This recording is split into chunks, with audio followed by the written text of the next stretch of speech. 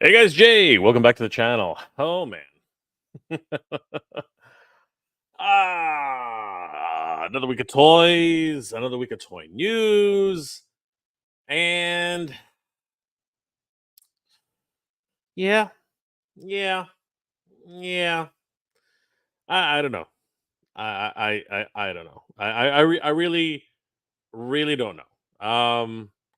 It's kind of funny. I was doing a video. I guess it was yesterday, right? About the news, which basically dropped and shocked many a Master Universe fan. Um, and I sort of blacked out. I don't know. There was some technical difficulties. I was there was a lot of things happening that was very strange with that video, and I really don't know what to make of it. I have no idea what was happening in the video. Sometimes it seemed like I wasn't even the same studio. I don't know. It was a really weird experience. Something happened. Not really sure what happened. But I tried my best. I I tried my best to put the most positive spin on yet another yet another promise from the studios for Master of the Universe, the motion picture reboot. And I don't know. I remember being really excited about it for a while because he uh, he sent me an article, and a lot of people actually sent me an article. A whole bunch of people sent me an article, and I remember immediately thinking, yes, it's back on. It's the project isn't dead. There's life yet. But somewhere in the back of my mind, somewhere in the very recesses of my mind, I was actually thinking, I don't know.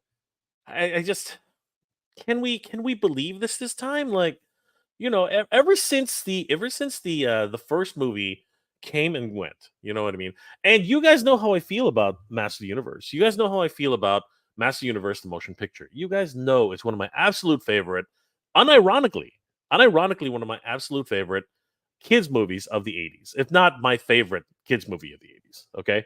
Um, and rose colored glasses aside, I've watched it multiple times throughout the years. And here's the key. Wink. Here's the key. Okay. I tell you now, cut all of the Earth parts out of the original Master of the Universe film, and it's a pretty damn good film. I mean, Gary Goddard, with a budget of a measly $22 million. Now that sounds like a lot of money, right? That sounds like a crap ton of money, but it's really not, right? If you think about how much it costs to build a set, how much it costs to go and create character designs, how much it costs to actually create costumes and wardrobe and catering for the day just to like feed people. You know what I mean? The logistics of the whole thing, renting cameras, buying cameras, um, specking out locations for shoots, all that kind of stuff, right? It's a huge undertaking. It's a massive, massive undertaking, and it costs a hell of a lot of money. So here comes Mattel. It's 1987, right? Actually, when you think about it, it's more like 1985. It's 1985. Here comes Mattel, and they're like, "Man, we're riding high on Master Universe. Like everything's perfect. Master Universe is going strong. Sales are going through the roof. They just launched, Princess of Power, right? So many things are going right for Mattel, and they're like, all right, it's time to make a movie, right? Here comes Canon Entertainment Group, and they're coming in. They're like, all right, we want to help you produce this movie.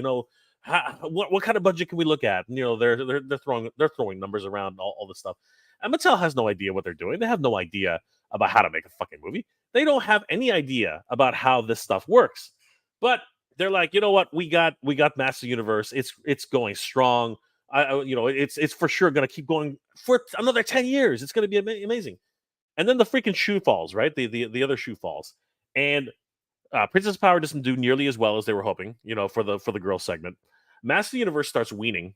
You know what I mean? How many times can you make a character out of the exact same toy buck? Over and over again. You know what I mean? They were getting to the wackier characters. They were getting to like Snapsplat was pretty good, but then they were getting to like some of the some of the absolute off-wall characters. Like the little orb transformers, right? Rock On and Stone Dar, who are beloved characters, but at the same time, you're talking about like guys who basically just fold over and become rocks. You know what I mean?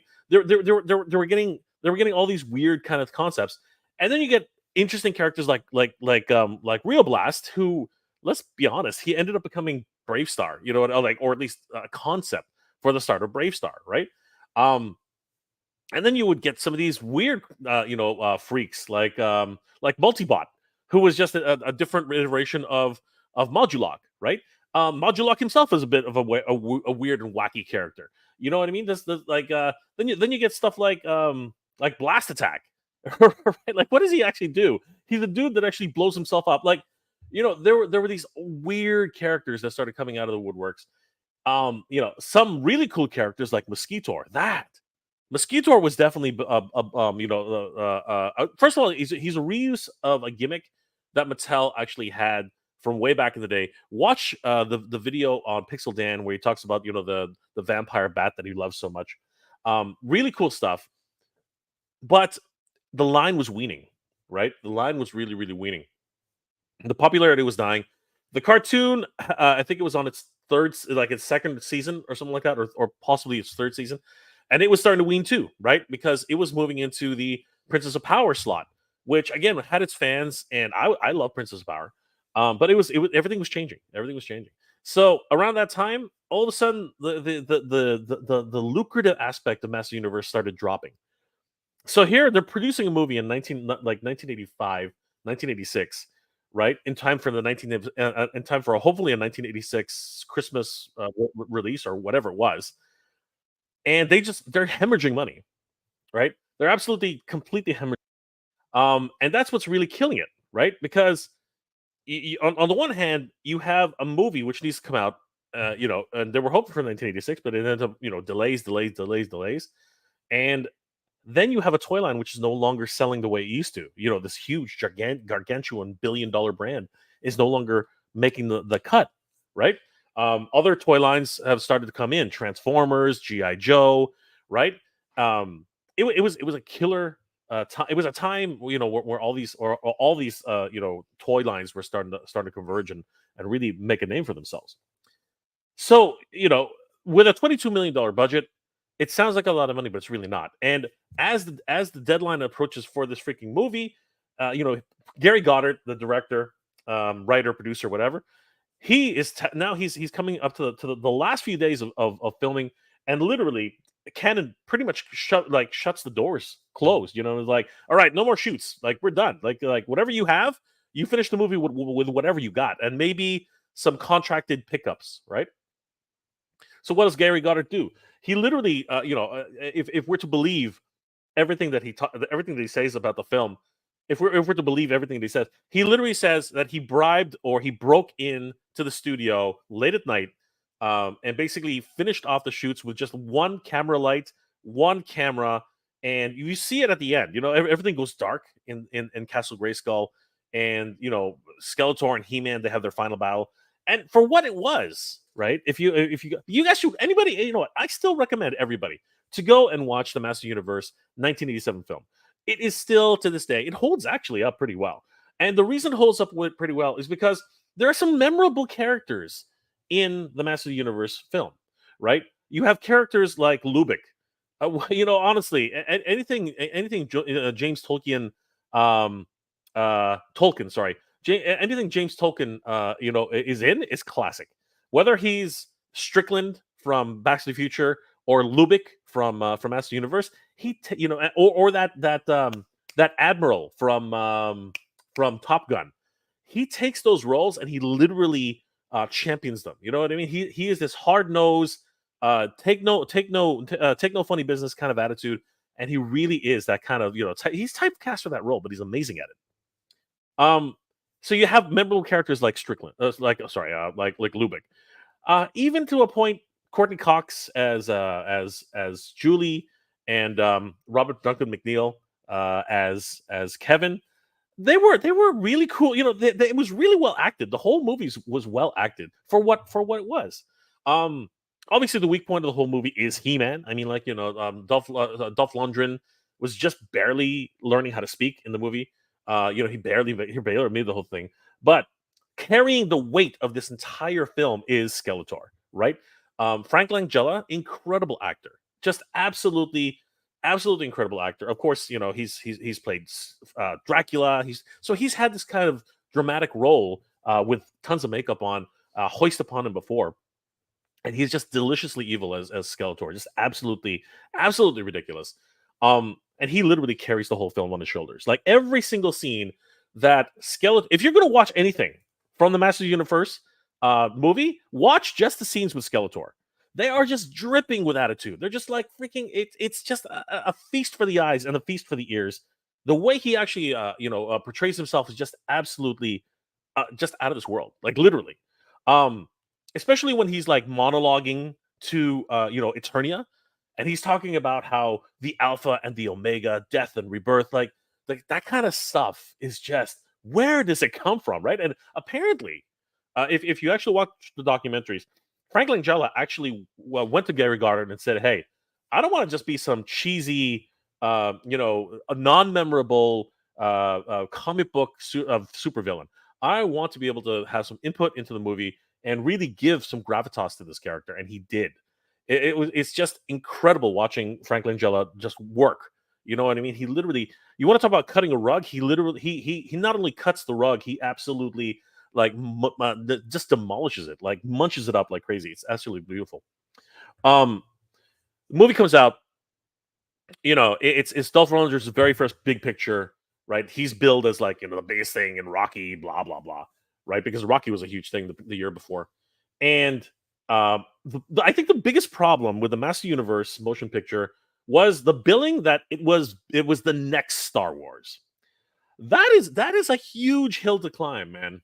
That is a huge hill to climb. Why the hell would you bill your kids' movie as being the next Star Wars or better than Star Wars? I remember as a kid seeing all this stuff, and of course, you look at half of Skeletor's army. They're freaking stormtroopers, man. They're stormtroopers with different shaped helmets. You know what I mean? Like, it's that kind of thing. So there were cost cutting measures. A lot of people point to the fact that Orko's not Orko. They had to create this new character, Gwildor, and you think about that time in filmmaking. There was no way to make a floating wizard character like magic. If you look at Willow, right, which was a film which was done like in and around that time. um they had like morphing technology. They had some special effects, like green screening and stuff like that, but it wasn't really there. And we're talking about the best that industrial light magic can offer. You know what I mean? Because that was a George Lucas, project. He loved Willow. Um but trying to bring that magic to Master Universe, that's hard, man. That's really, really hard. So given these limitations with what Gary Goddard had to cope with, and the fact that they practically tried to shut down the whole movie, just prior to and final principle photography, it's amazing he actually put anything together. To be perfectly honest with you, and I would like to always lean on that crutch, saying, "Oh yeah, it's the limitations. He was limited by his budget, limited by the resources, limited by the threat of always being shut down." I'd like to lean on that crutch very heavily, but the reality is that the story itself, especially for kids who grew up with Master Universe, like myself, like you guys, it was just too much of a change, right? It was just a little bit too much of a departure, you know. And I'm gonna be a broken record here. I'm gonna be a broken record. I'm gonna keep saying the same thing over and over again. Fucking Earth, man. Like there is something going on with Hollywood and kids movies where they have to involve some sort of connection with the planet Earth, right? It has something to do with the fact that they want kids to be able to relate to other kids, right? And that to me was the weakest part of the Masters of the Universe movie. It's one of the most charming parts too. You know what I mean? Spoilers ahead. For people who haven't watched Master Universe, not that anyone would encourage you to watch it, except for me. I'm the only one who basically encourages everybody to watch Master Universe, but I digress. Um, if you ever decide to watch Master Universe, I'm going to do a bunch of spoilers right now. So, just put me on mute or do whatever. I'll just do something like this when I'm finished. I don't know. But it was very charming. The Earth segments. And what do I mean by that? You have a young girl who's just lost, again, spoilers ahead. Yeah, you have a young girl who's basically lost her two parents, right? The two people who are closest to her, right? You have her boyfriend who's trying to console her, but at the same time trying to convince her to stay and not move away from their small little town. I don't even know where it is really. Somewhere like I'm guessing that we're close, like closer to Texas or whatever, because it's kind of a weird atmosphere that they have there.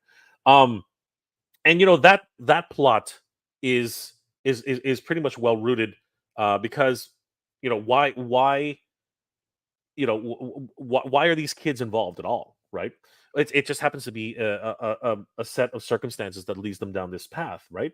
They're visiting Julie's mom's grave, and that just happens to be where the MacGuffin, right, the thing which everyone's looking for, right, happens to land, after a momentous battle in Eternia, right, to try and understand how the forces of Skeletor were able to enter the sanctum of Castle Grayskull, in order to capture the sorceress. Right?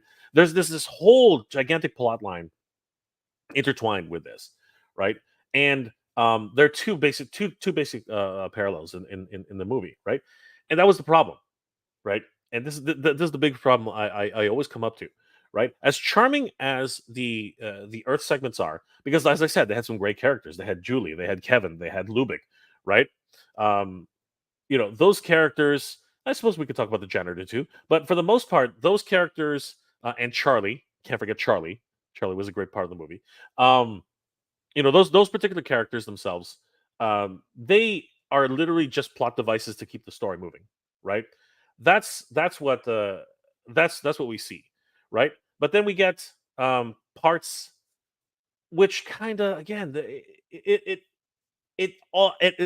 required, and I don't know if this is a contractual thing, but it required them to stay on Earth for the entirety of the movie. Why? Because it's cheap, right?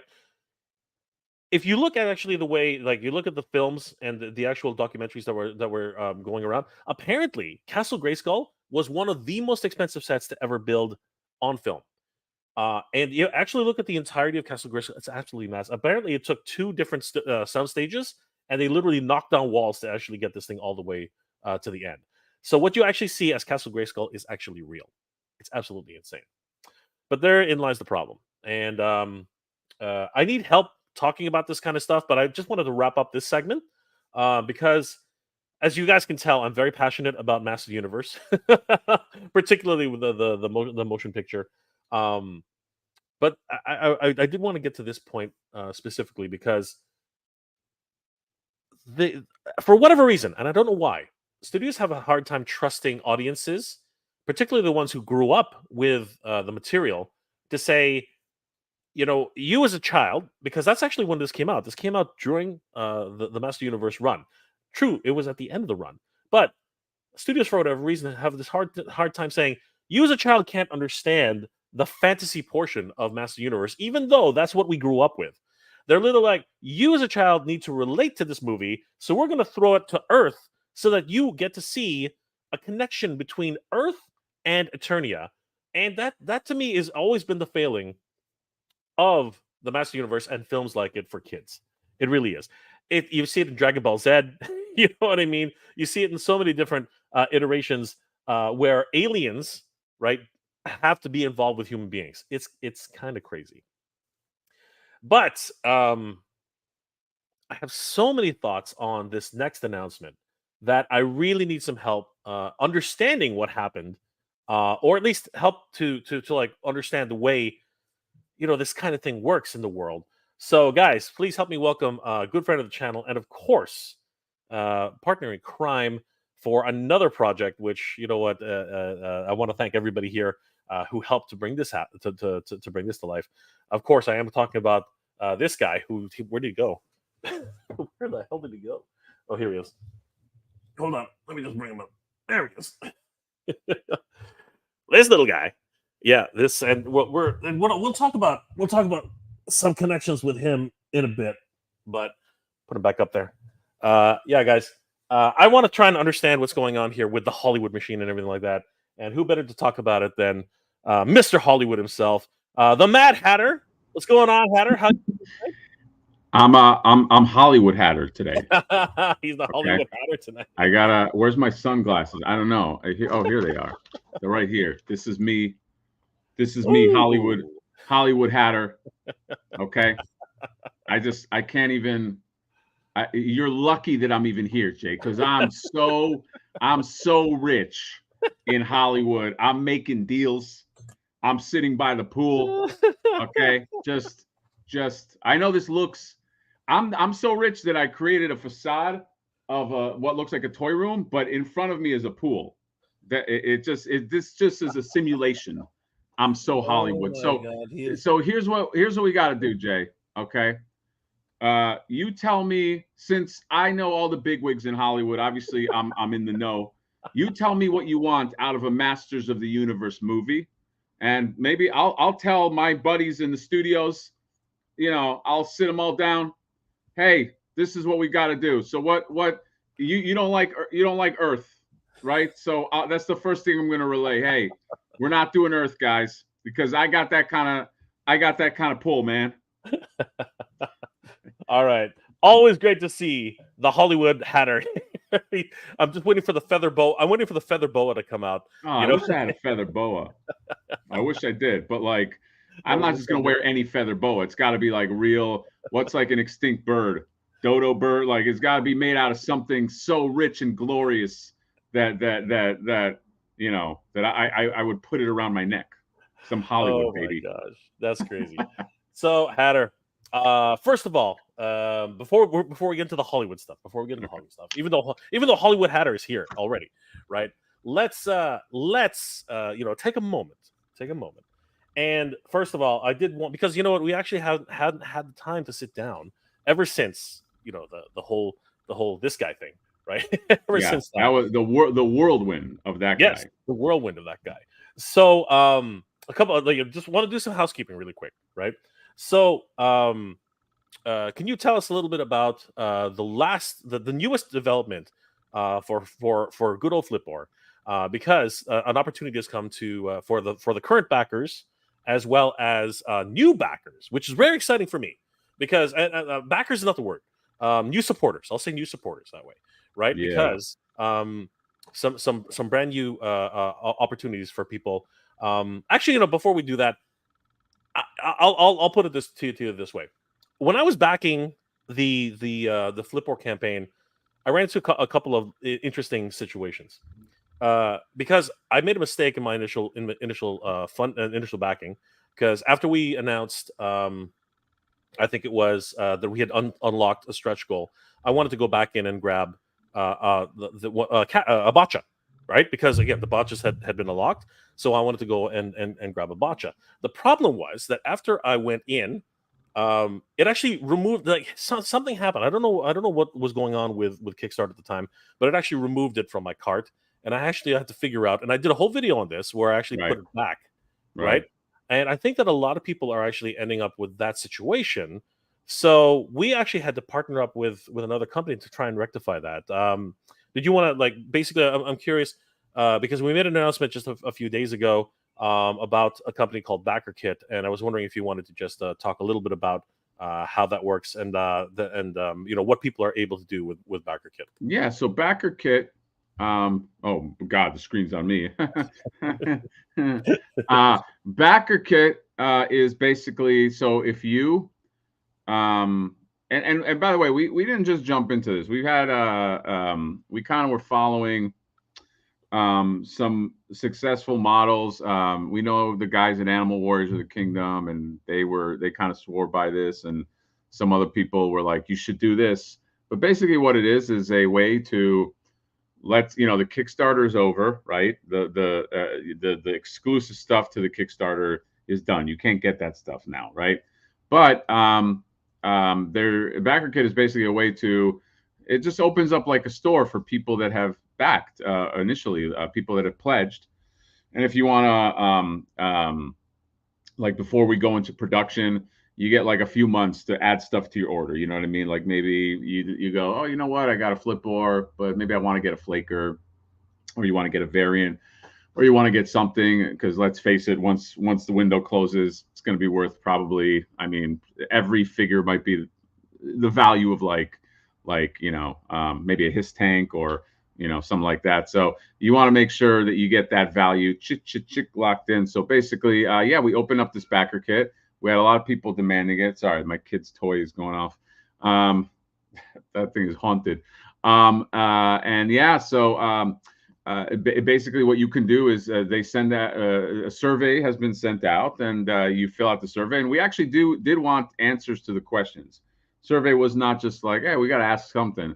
We really did want, because we want to determine the future of the line, because we do have some plans for this line. And I think the growth is reasonable. It's reasonable, and it's also fun. We have a lot of fun ideas. So answer the questions, and then in the backer kit you can add something if you want, or you don't have to. But we are also going to be adding some fun sort of like art leaning pieces. I went over it in a video, but you don't know exactly what we're doing. So no new figures, I promise. No, it's not going to be you can rest easy. No new Flipboards. But yeah, we're going to have that. And we also opened up a pre-order store. So in the next few months, again, we're still tooling everything, so we still have some time. So it'll probably be open for like 2 months or so. And if you want to order it and get some orders in before, get some stuff, then yeah, that's it. That's my shameless. And by the way, I didn't come here for a shameless plug. I did really want to talk about what Jay wants to talk about. But that's the gist of the Flipboard of it all. And now we're at that point where it's now the exciting part for us, because Ace is working on what he's working on, and he's going to be showing us stuff as he continues. And it's Ace, so it's going to be good. And yeah, we're on the road, baby. The plane took off. Now we're flying to the destination.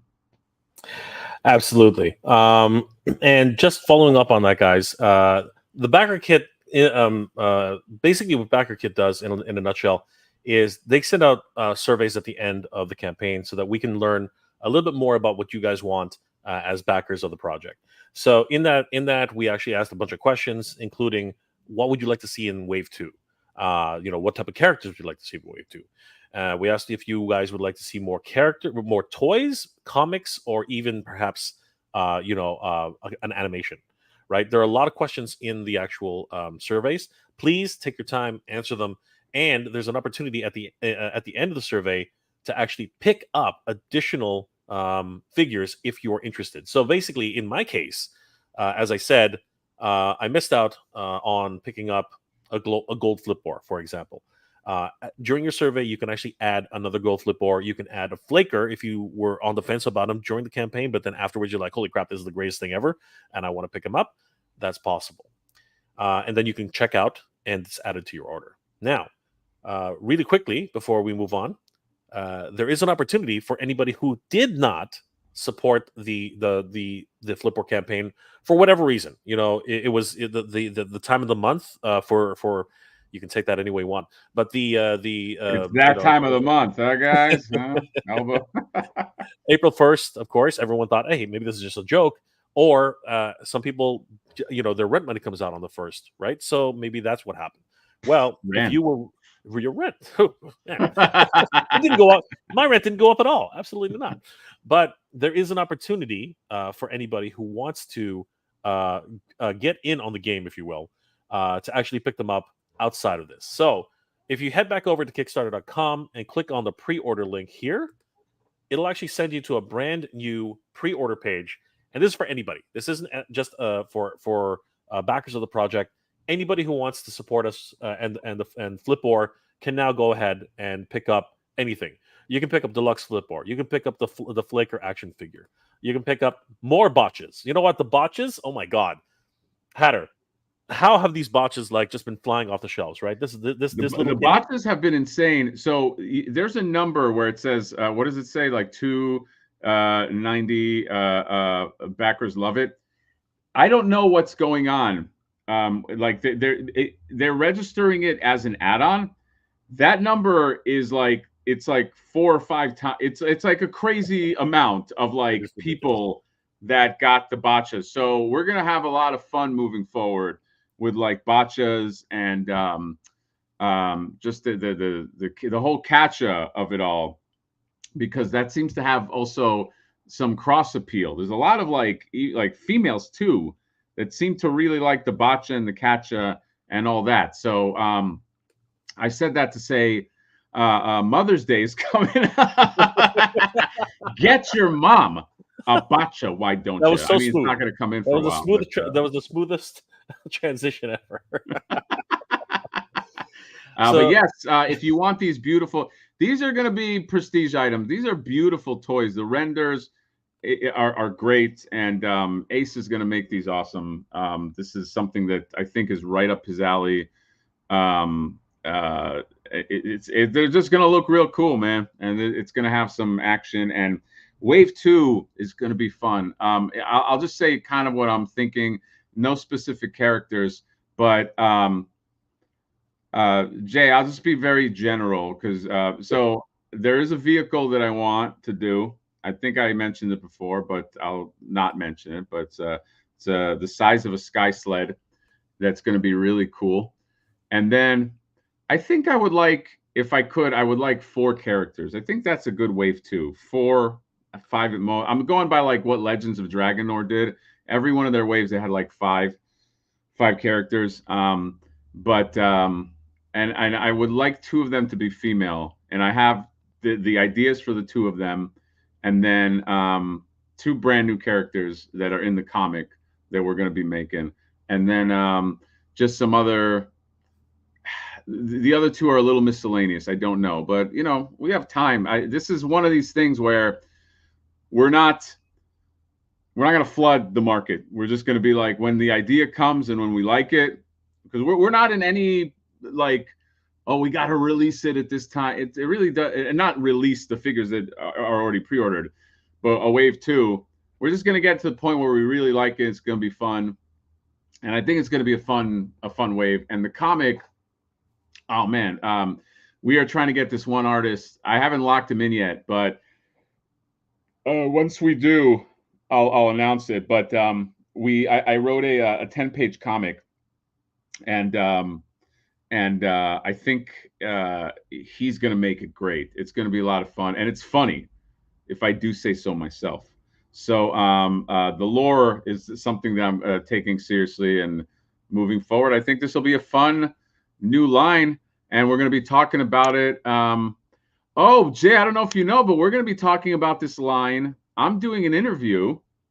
I was going to tell you about this in with a certain pixelated fellow. oh, really? About in a certain magazine that's coming up about this line. I guess Oh, he found out about it, and so the lore of Flipboard that we all kind of like, you know, years ago, you know, talked about, and we, you know, we're on the phone, me and Jay and Ace, and like, this will be funny, is really becoming a thing. You know what I mean? Like people are latching on. So, but I will say this, and this is not like a sales tactic.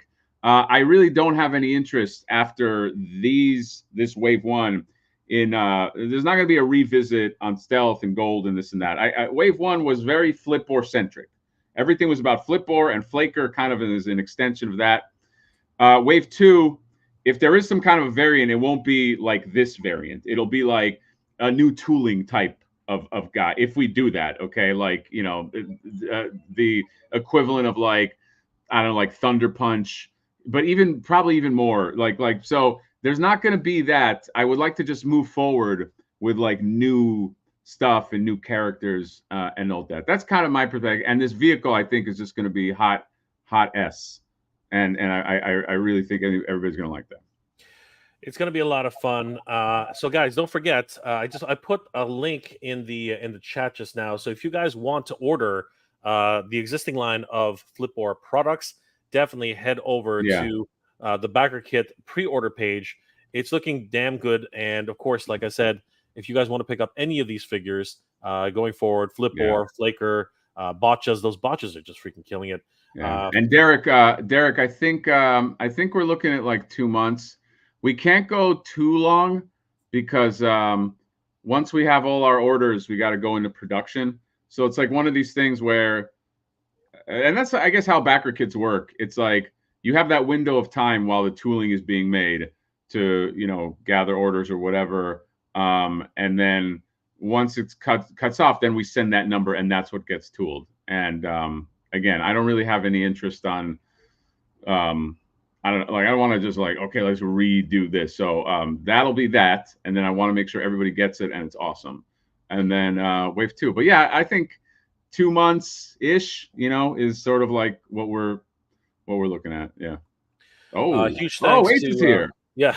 Huge thanks to Ace, Ramen Toy. $25 super sticker, Hong Kong dollars. There should definitely be a Hatter booth at PowerCon 2025 with prototypes of the next wave of Flipperverse or Con. That's going to be planned for it. You know what? We could probably make that happen. I think we could. I'm down to do that. We should have alcohol at our booth. Absolutely. I don't know how we're gonna get it. I don't know how we're gonna get it in there, but we should definitely have that. if you come to my booth and Jay's there and Ace is there, then we'll have a flask and we'll just they can't check us all, you know what I mean? And we'll just have like some drinks real quick, while security is turned around. Aaron Hardy, Jay, because I heard Hatter say Sky Sled. Hatter didn't actually say that, but okay. Did you see the? No, I did. I did say Sky Sled. I said okay. I said it's going to be the size of a Sky Sled. Okay. Did you see the teaser of the Mondo Sky Sled, dude? Mondo's killing me, man. Like, did you see that? I am getting a little afraid. I'll be very honest. A little afraid. That no, not what you think I'm going to say. I'm getting a little afraid that like they are teetering on like too much, too fast. Like yeah, okay. But you know what they're doing. I think what they're doing right now, though, if we look a little bit deeper, they're trying to expand their line, but at the same time be more realistic. I think because now they've introduced, if I'm correct on this, their next announcement was real Ghostbusters at 6.5-inch scale, which is 6.5-inch, which is crazy scale. Which I did the measurements. Yeah. On a live today, Jay. So here's like a turtle. Like this is what I'm excited about. So if you got like 6.5-inch scale, all right, you are looking to like right, where is it? Like where my finger is the height of a Ghostbuster to the neck of turtle. And if it is in that animated real Ghostbuster style, I think it'll look real good. Like I think those will look real good together. I know some people were saying that 6.5 might be too large, but I guess it really just depends what you're putting it with. I'm just excited that Mondo is also getting into that scale game because I think they're going to do cool stuff. But we'll see. That's a new game. You know what I mean? So yeah. Ace always jumping in there with the terminology. Guys, 6.5 inches is not a scale; it's a size. Oh, okay. That's true. So what would be? I mean, what I wanted to say 1/12 scale, but I think 6.5. It's more like 111 maybe or 110. I don't know. Like it's not. Yeah, it's a weird scale. But Masterverse is closer to 6.5. I think Masterverse is 6.5. Yeah, Masterverse is Masterverse is probably larger, no, than 6.5. I think they're around 6.25, 6.5. I think they're in that range. So I'll fit in with Masterverse figures for sure, but it's going to be a little bit interesting. Yeah. Sorry, guys. I woke up at 5. I don't mean to yawn in everybody's face. I really do think that with Thundercats, the announcement though, that's scary as shit. Okay, like I am scared shit. Oh, that scares me, man. That scares me. That is. Oh, thank you, Derek. Derek added added a fracton. Which a frac is worth. That's a frac is an official measurement, worth thousands. Thank you, Derek. Well, thank you, Derek. And you know what? And Paul's here. My buddy Paulie G. Hey, where's Paulie G? I saw him on 5th Street. He just told me to F off. What's up, Paul? See, Paul's echoing my sentiment here. Okay, Paul's echoing my sentiment here. Hey, fellas, good to see you both. Another MOTU movie announcement. Another 20 plus years of development hell. I am in that camp myself. Okay, I really am. And we're going to get into that, Paul. And you know what? I would love your feedback on this because it is. There we go. Hollywood Hatter's back in the room. All right, guys. Hollywood Hatter is back. I don't like you guys poo-pooing the Masters of the Universe movie. Okay, don't you understand that this is going to be a giant success with giant stars? Tiberian Hangers in the house. Not to brag, but I am 1/6 scale. Ooh, easy there, brother. Who doesn't want those 12 inches? Who doesn't want that? Who doesn't want the 1/6 scale? It's a little much, guys. The 12 inches. It's overrated. When you got tons of money like me, you don't need that many inches. Oh my gosh. Jabbar Robbins, sorry, Jay and Mad Hatter, but I still prefer the five-parter She-Ra pilot, aka He-Man and She-Ra, The Secret of the Sword, the very first MOTU movie, by the way. Fun fact about that, Jabbar, and I'm pretty sure you know this. The actual Secret of the Stone theatrical release has a completely different soundtrack than the five-parter She-Ra television special. And the five-parter special actually has cut scenes that were not shown in the theatrical release. So it's interesting seeing both of those. If you have the DVD collection, you can actually see them. And I think at one point they were actually showing it on Netflix. I don't know if they still have the they still have the license for that. But you can't put big stars in an animated movie.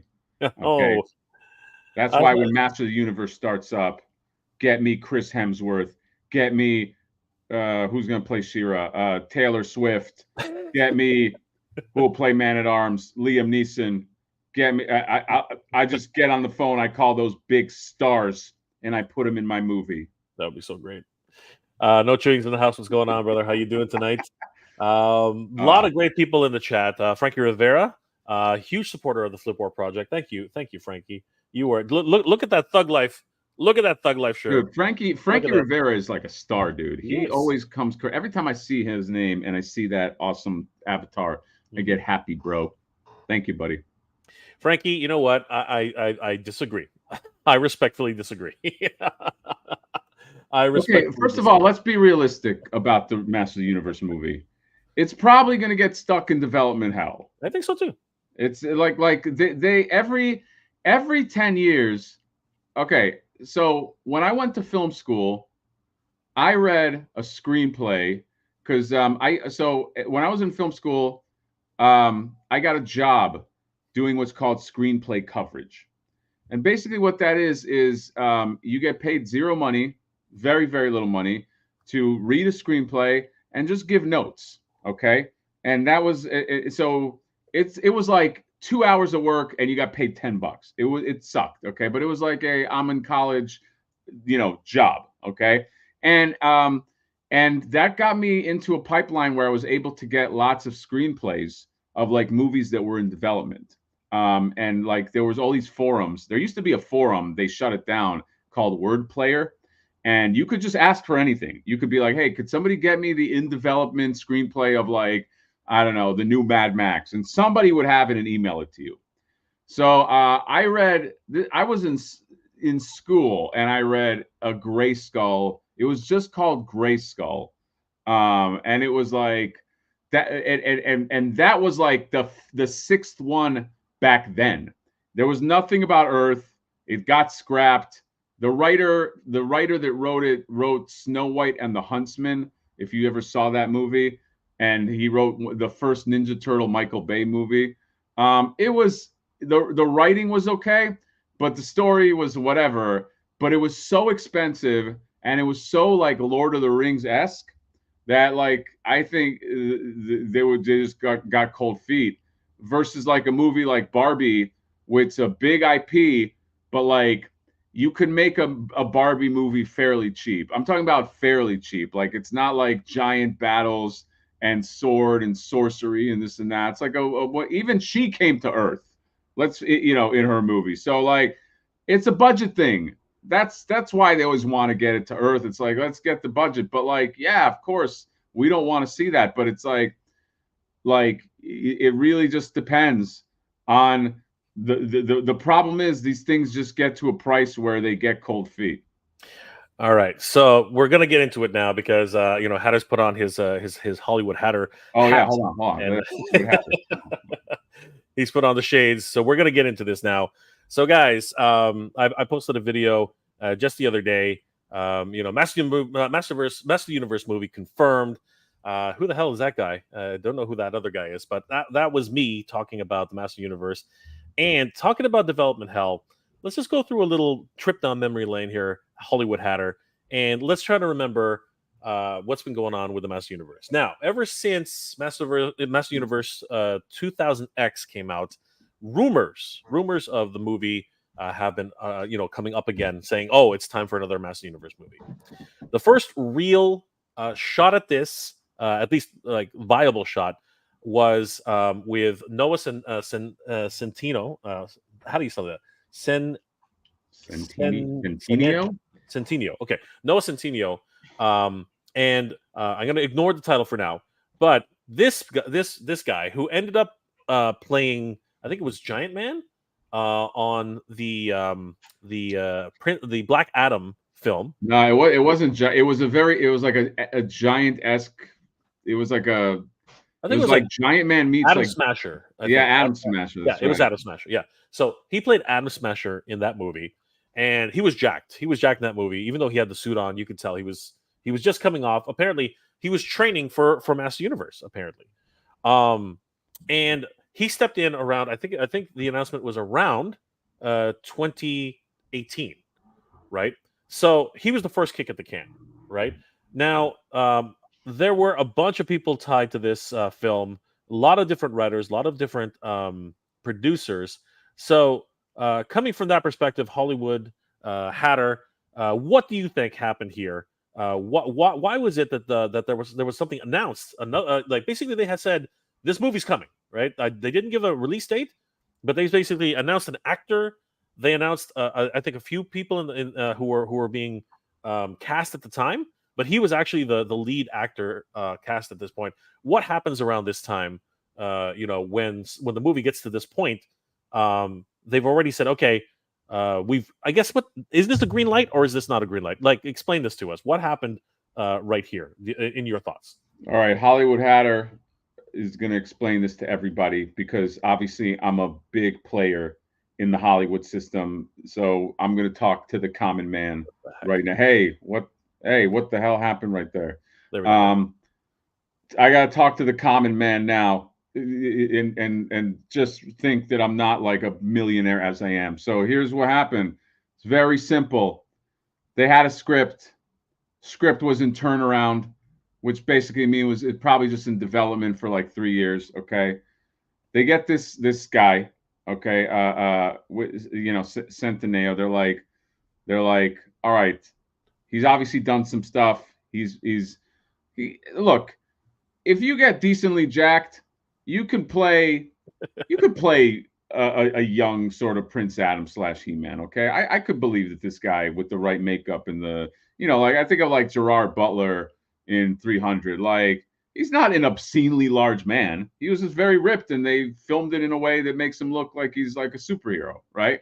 This guy, I think, could have done it. All right. But the problem is it boils down to cost and the risk. Okay. So, like, you take an IP like Barbie, right? Barbie is more of a lineup because it had a few things going for it. It was not that expensive in the big spectrum of things. It had a very, very popular actress, probably the most popular actress that exists right now. I don't know, like her and Gal Gadot or whatever. Like, there's like 5 of them that are like the top of the food chain. So Margot Robbie, and it had a director that like people were like excited about. Okay. And so you mitigated your risk because you're like, look, what is this going to cost? If it stinks, whatever, we lost. This movie right here is it's this guy does not unfortunately have enough star power to make it. Okay, he's not like a giant star. It's not. I'm sorry, he's probably cool, but he's not a giant star. And this film, because it's probably set in Eternio and all that, it's just going to be way expensive. And you don't have like a Zack Snyder, who it was really his talent, one of his talents. And I know he's a very controversial figure as a director, but one of his talents before he got crazy with Justice League is he knew how to make a green screen movie look good for a price. 300 was not an expensive movie. So that's the thing. Like, but you don't have that. And then, so what ends up happening is these things develop, and then they get to this point, and then somebody gets cold feet, and they're like, nah. And then like it's just too much of a risk. And so that's it. It's as simple as that. They get to that point. There's not enough stars. There's not a hotshot director like a Peter Jackson who's like, hey, I'll make all 3 of your movies.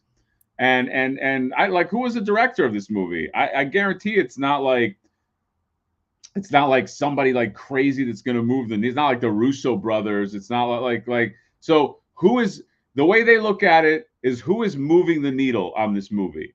And I'm sorry, like I have nothing against that actor and nothing against whoever that director is, but I guarantee like they don't have enough elements to like to justify the cost, because everybody is eating it. And Master of the Universe, even though we love it, is not a property that you can just take to the bank. Nothing, you can't, by the way, you can't take anything to the bank nowadays.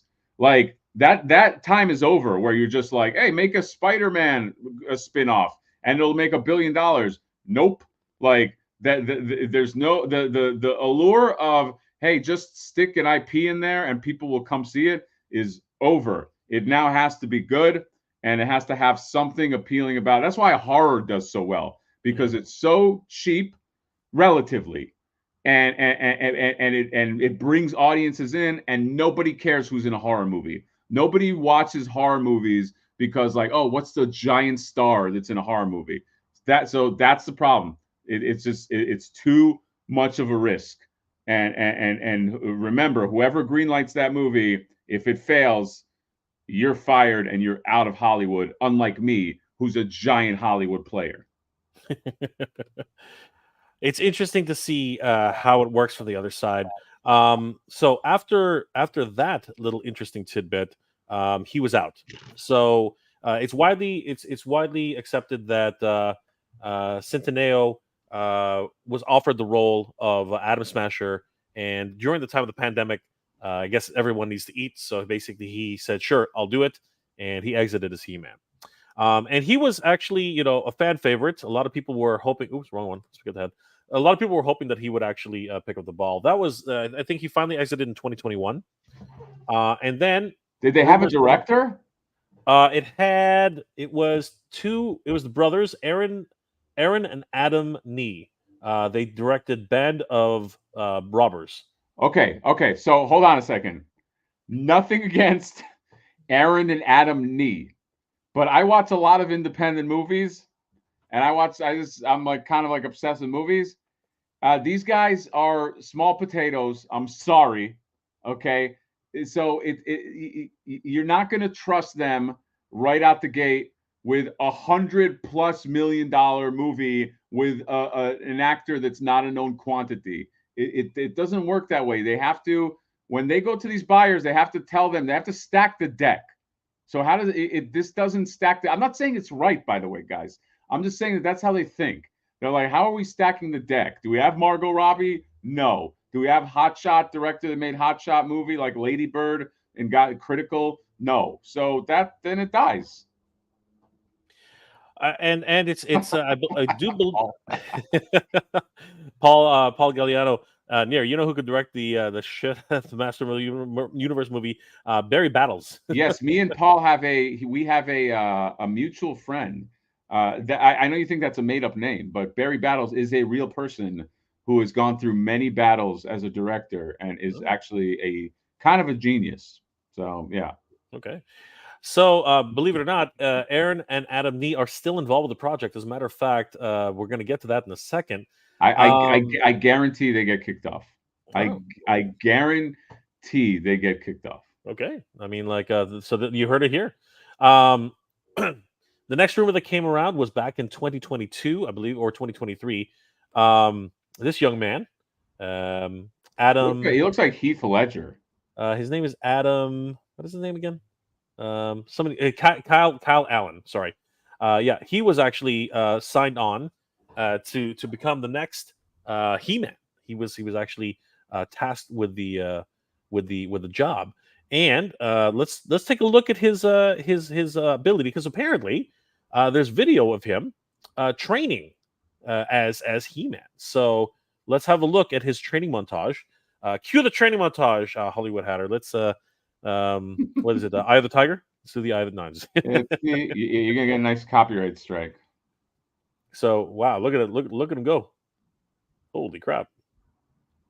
Are you able to see that, or is it not? No, I see it. He's Yeah, doing all kinds of. He's yeah. doing the Conan. He was doing the Conan sword spin. That's crazy. Look at him go. Oh, he flipped it in the air.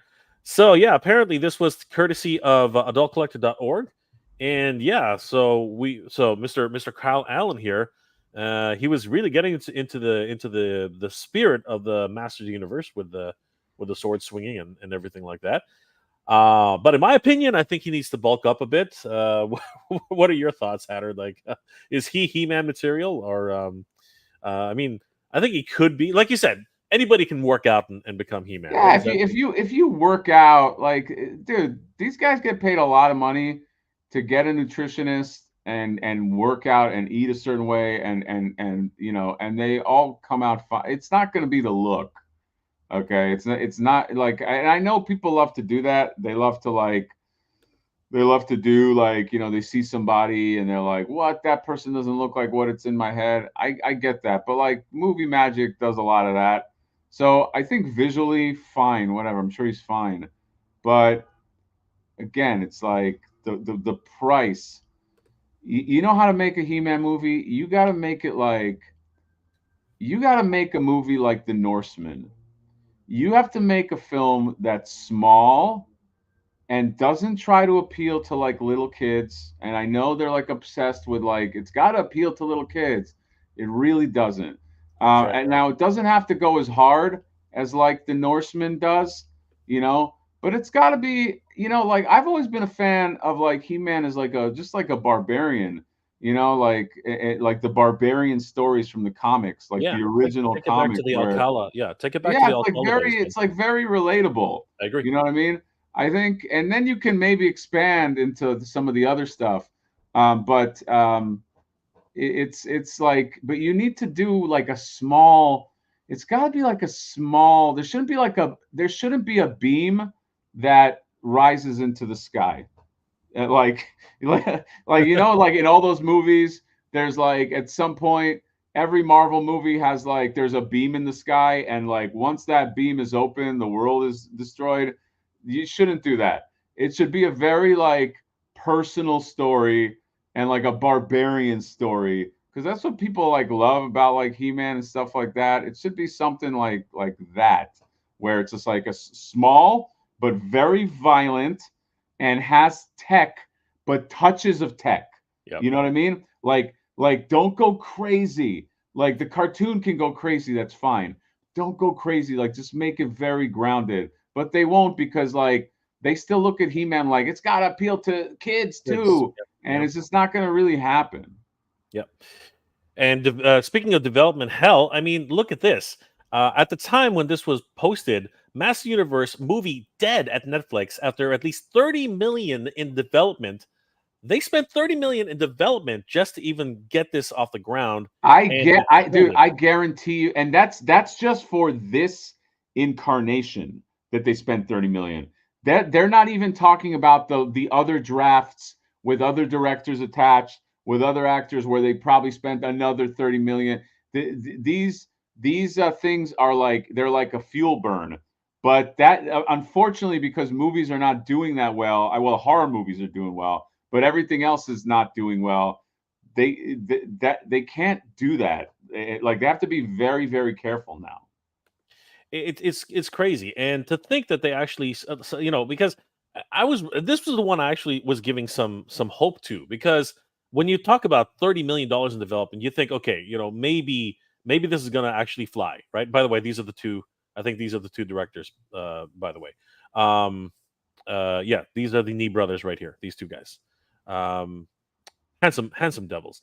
But yeah, so it died a unceremonious death, July 18th, 2023, and then of course, today, or sorry, yesterday, we get this.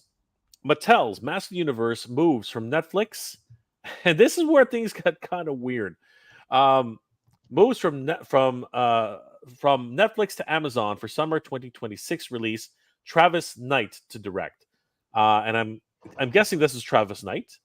Um, and now I have to ask the question because, well, I'm asking the question. I have my own opinion on it, but well, as you can see, I have my own opinion on this. I mean, like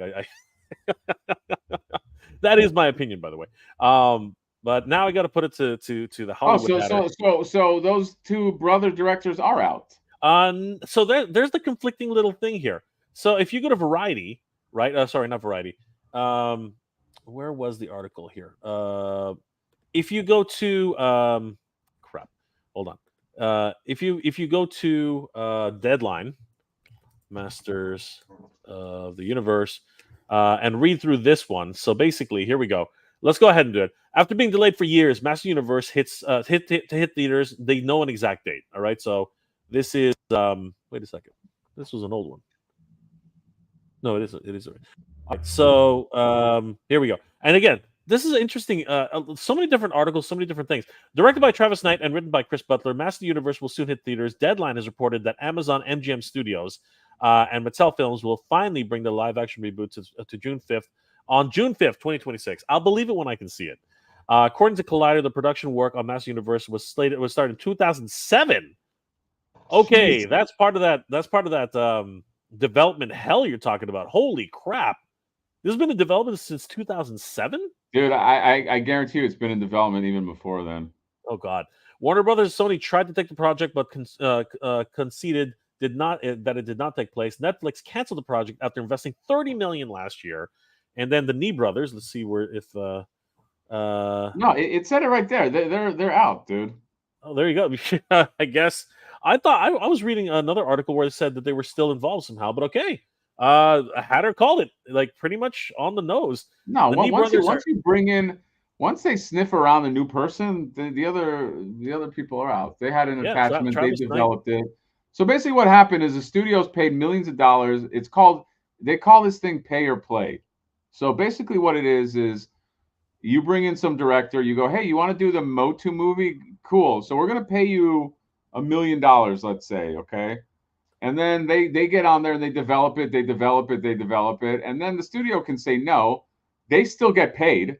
They'll walk away. They don't get paid as much as they would if they made the movie, but and then they get this new person.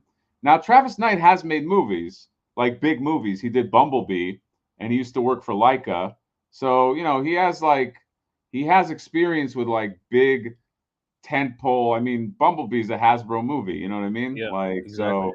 Yeah, Um, and you're uh, right. he's he You're does right. have some, huh? No, you're right. Bumblebee filmmaker Travis Knight is directing off Chris Butler's screenplay. The initial draft, written by David Callahan and the Aaron and Adam Nee, yeah, they're out. They're absolutely, completely out. So, Well, I'm and he Hollywood has, Hatter. Of course, it's right, Jay. yeah, and he has, of course, been tied to Bumblebee, which is an amazing film, by the way, guys.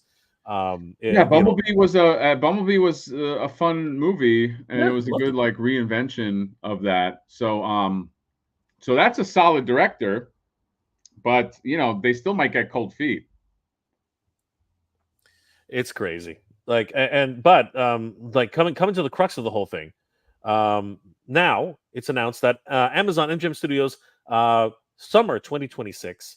Now let's come down to the writing portion of this, because I am curious to find out what your thoughts are on the very thin plot that they've given us, the tiny little blurb. It's more of a blurb, not really a plot. The movie follows 10-year-old Prince Adam, who crashed to Earth in a spaceship. Okay. Separated from his magical power sword. All right, that's vague as hell. The only link to his home on Eternia. After tracking it down almost 2 decades later, okay, so this kid is nearly 30, right? Like we're talking about because he was 10 years old when he's 10 years Right. old when he He's lands. 30. Yeah, he's 10 years old when he lands on Earth, and then it takes him 2 decades to find the sword. To which I don't think he even cares anymore. And knowing the type of tween movies we're talking about here, Prince Adam is whisked back across space to defend his home planet against the forces of the evil forces of Skeletor. How? I have so many questions here. Is there a portal that opens up? Does something happen? Fascinating. But to defeat such a powerful villain, Prince Adam will first need to uncover the mysteries of his past. Oh crap! And become He-Man, the most powerful man in the universe. Yeah. So basically, this is like, wow. This has like a Shazam, this is what the direction they want, like some kind of like, I think Paul said 4-quadrant, which basically 4-quadrant means like you can take the kids, you can take, but this is like a superhero movie about like you said, like fish out of water. He loses his sword and then he goes on this adventure, but he's also 30, which is a little weird. Like, Yeah, like this seems like the journey that like a teenager would take. You know what I mean? Like he discovers who he is, like they've been hiding it from him, kind of thing, like Superman. And then as a young adult, he learns who he is. At 30, I mean, that's a little straight. Like I feel like he's getting married and having kids, and then he gets the power sword. I'm wondering if it's the Hollywood 30 though. I'm wondering if it, a 30-year-old with a young face is actually 22. You know what I mean? Like that. I guarantee you, by the way, that gets changed. It doesn't happen to 20. Like that's a weird, like maybe they're using the Queen Marlena kind of thing because she's from Earth or something. Like they're trying to incorporate that. But it's good. It has like, even though he's 30, it has like a Shazam type feel. It has like, I found the sword. I could just imagine him going like, cool, and like the sword does like, so you know what I mean? It's like, I think there's a camp of people that probably are going to be like, this, I don't like this, and they're going to think that they want like a Game of Thrones type MOTU thing where like it gets all serious and swords and sandals. I think that there's probably an in between somewhere where you can still have fun and have fun with tech, but like this to me feels like a wish fulfillment. The 30-year-old thing is throwing me off. That's me too. I was totally weirded out by that. I bet you, let's make a bet right now, Jay, that, and we could be on the same side of the bet, but that they change that. I'm hedging on that because it's going to be young adult. It's going to be he crash lands on Earth. He's hanging out. He's getting bullied at school. It's going to be like that kind of stuff, like Spider-Man, like, hey, Adam, shut up, you're stupid. And then he's going to find the sword like Excalibur as a teenager and be like, what's this do? And oh my God. And then it's going to suck him into, a planet with 4 moons. And like, it's like Skeletor's looking for you. Watch. I guarantee you they're gonna make it into like that, like a YA sort of thing. No, I unfortunately, I'd like to be on the opposite side of that, but I absolutely 100% on board with you. I do think it's going to be reworked to where he's tween to 20. You know what I mean? Like anywhere in between that number. But he's like, I'm talking about 21.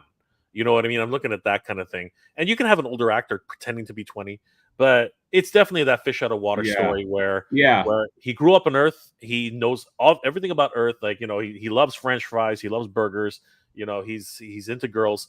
And all of a sudden, out of nowhere, boom, he's like teleported to Eternia, and he's got to relearn everything about his past. Yeah, and then Skeletor's going to be like, he's on my radar. And forget about all that Keldor crap. There's not going to be any of that stuff. It's just going to be a villain who, like, he lost out. He's like, and he shows up. And then and get ready for this, like, line of dialogue. It's like they're going to say something like, oh, you're the one. And he's like, who? What are you talking about? And he's like, He-Man. And he's like, He-Man? Like, that's the dumbest. Like, he's going to make fun of, like it's going to be because they a lot of times they're embarrassed of their own property, so they're just gonna be like, so they're gonna make it like a joke, like it's gonna be, hey man, what's it's just like, and he's gonna practice with the sword, and it's gonna be like, I have the power, and it's not gonna do anything, and then at the end of the movie, he's gonna be like, I have and then it's gonna be like his character arc, and it's gonna be a whole thing, and he'll meet. I guarantee you. I'm just gonna call everything right now.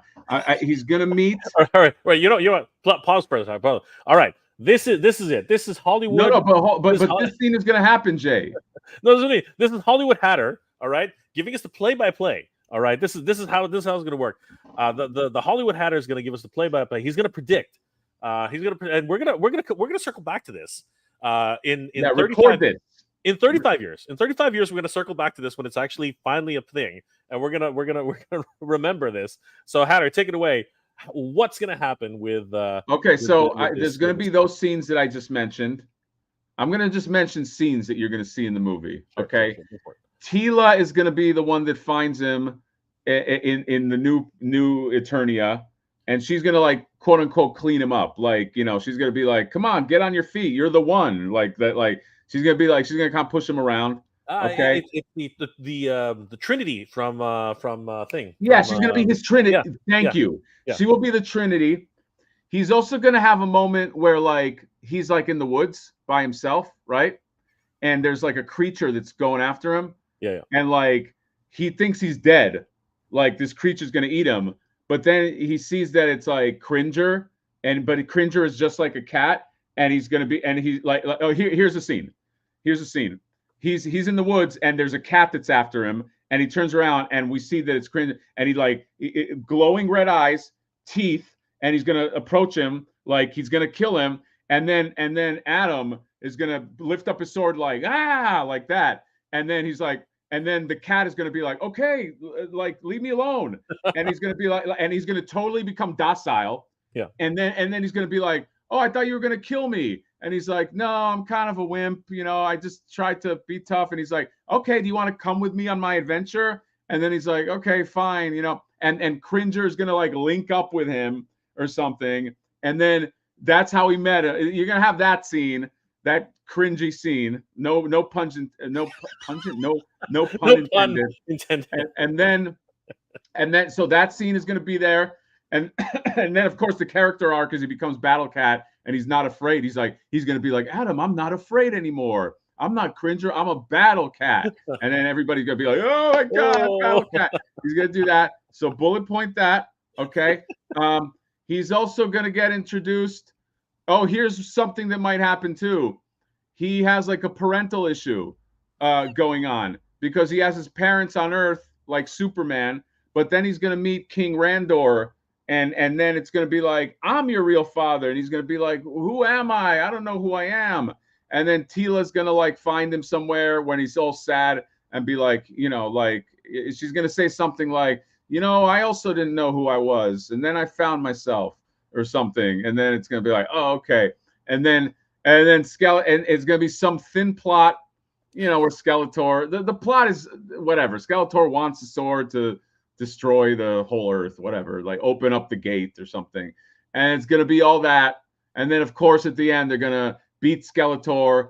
And then, but something big is coming. I think they call him Hordak. Ooh. Dun, dun, dun. And just that cringe tease scene. I guarantee you 60% of what I'm saying now is in this script. And it might even be more. That's all. You heard it here, folks. This is the Hollywood Hatter education. We're getting educated here. Yeah, Orko will be played by like Seth Rogen or something. For sure. Like he'll be like, hey kid, I'm an Orko. And he's like, what's an Orko? He's like, Orko's my people. And he's like, how come you don't have any legs? He's like, well, how come you have legs, right? You're weird too, kid. And then Seth Rogen does his dumb laugh, and everybody laughs, and half the theater kills themselves. Play by play by the Hollywood Hatter. This is freaking awesome. Animator, this movie sounds horrible. Why can't we just get a half decent MOTU movie? It's not that hard. You'd like to think that, right? You would really like to think that. But it's this again. It's the red tape that happens. It's the fear that a lot of these studios have that again, like why even do this, right? And I said I think I blacked out and I said this in a fever dream. Um, the reality is that they don't want to invest in 40-year-old fans because they don't think that they're watching movies anymore. They want to capture this tween market. They really want to capture this tween market because that's where the future money is. And they have this idea that no, in order to connect with tweens, you gotta think like the tweens do. So basically, we'll throw him in earth, we'll put him as a fish in freaking water, and like Hatter said, we'll throw him back to Eternia. He's found by this really hot, just super hot captain of the guard, and he's like, "All right, I got to impress her, so I got to get to be her level."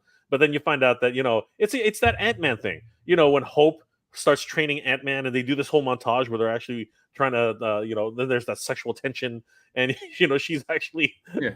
getting the hots for him, and he's kind of like oblivious to that whole thing. Again, Yeah. it's the Neo and Trinity whole thing. She's Yeah, in love with him. I'm not a big fan of stories about the one. I feel like they've been done to death. Like Luke Skywalker, Neo. I mean, sometimes you find a good angle, but usually stories about the one go through a lot of tropes, and it just kind of becomes like hack, you know? Should we be worried? And here it is. Chad Stewart, what actor would be a good fit for He-Man? Should we be worried that there's been no casting on this yet? Like, should we No, like they've already announced the date. they'll cast somebody, but it's gonna be like I almost feel like they should just make this and cast it like in secret and just wait until some footage is there, like Deadpool Yeah, or something, and just show the footage, but it's got to be a scene, not a trailer, because I feel like anybody can cut a good trailer.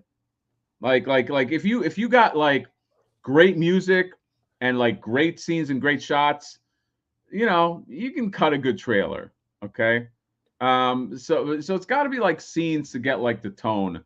I still think it should be something that's like ultra violent, not gore, but like violent and like grounded, but like with a grounded story. That's the problem. Is it's not going to have a grounded story. It's going to be like, there's going to be a beam in the sky. And whenever I see a beam in the sky, I'm just like, can we just have, they call it with Spider-Man, they call it like street level. Have you ever heard of that? I've heard of the term. What does it mean? Street level means like your villains are not like this galactic.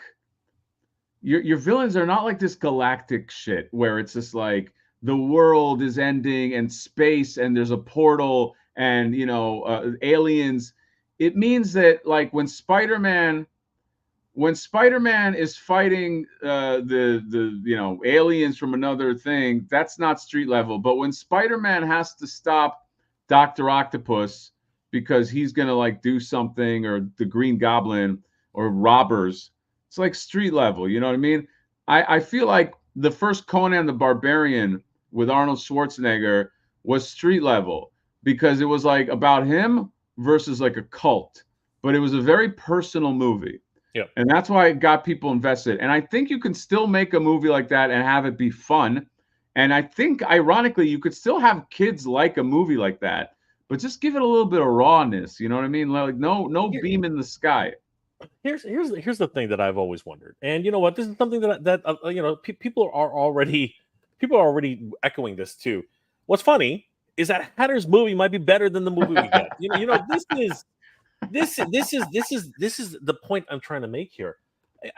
I always everybody says this, Hatter. Everybody says this. You give me $22 million, I'll make a better movie in my basement. You know what I mean? Like that's the kind of attitude every hack, right? And that's who I'm going to be a hack. I'm going to go ahead and say that.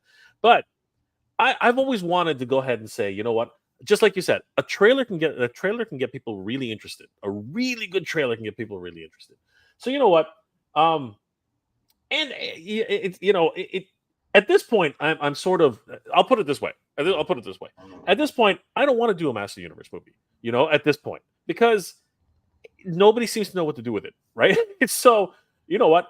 Let's just do a freaking barbarian movie, or like barbarian setting, or something like that, where it can be any sort of film that you want it to be, but we need to make it like again, we need to make it personal. We need to make it a really good discovery of who what somebody is, and then really give those good memories. I think you nailed it on the head, saying that we should go back to the roots and get that Alcala feeling. The real sword and sorcery, the real mystery of Grayskull, the real mystery of or it doesn't have to be Grayskull. It can be a fucking McGovern. It can be anything, right? But it's that kind of mythos that really got us interested when we were younger to say, holy shit, what's going on inside that castle? What are they hiding? You know what I mean? Right, Like, right. Like who's this barbarian that's coming out of the freaking, his village, rescues a goddess, and the freaking, all of a sudden is offered a power, offered a chance to become a hero. You know what I mean? Like, there is a new story, a new idea, and it's still in that whole arc, right? And I wager, given enough budget, right? Given enough budget, we could probably put together a kick-ass trailer ourselves. You know what I mean? That's just me talking out of my ass here. But I think we could. The commercial. They have a thing. They have a thing. They call it Rip-O-Matic trailers. Have you ever heard of that? No, I haven't heard of that. What's A that? Rip-O-Matic trailer is you've seen these. Is where they just basically take footage from other movies and they kind of Oh, okay, stitch yes, them yes, together, yes. and they I've seen a create. bunch of So them. instead of having your own footage, sometimes they'll have a little bit of original footage, Sure. but they'll kind of like stitch them together or something like that, And but there's probably, I'm sure there's He-Man fan-made trailers and stuff like that. Tons. As a matter of fact, getting into that, let's go ahead and talk about other efforts from fans who have tried to do something, because again, just for the love of this stuff. So and it was mentioned earlier, and we're actually gonna get to a couple of comments in the comment section. Thank you guys again for being here and discussing this with us. So back in, I think it was 2016, the Fall of Grayskull was actually an effort by a bunch of fans to make their own trailer, but it ended up becoming more of a short film at 36 minutes and 20 seconds. If Oh anybody my wants, God, it's 36 minutes. yeah, it's actually a full 36-minute movie. I'm sorry, short film. And if anybody wants to take a look at this edited film by Daniel Benedict, it was a short film back in 2015, and here's the problem with this film. I'm not trying to because this was done with love. All right. I will say this, and I'm just going to be critical now, okay? And again, I know this is done with love, but already with the opening title, like, you're out. Like the Fall of like, already with that font and the way it came together, I'm out. This is After Effects at its finest here. That's what I'm saying. This looks like somebody playing around with like some kind of After Effects or something like. And by the way, these fan films, they never like make it. You just have to kind of enjoy this for what it is. It's a fan movie. You know what I mean? It's. I can already tell the acting sucks. The production is on a green screen.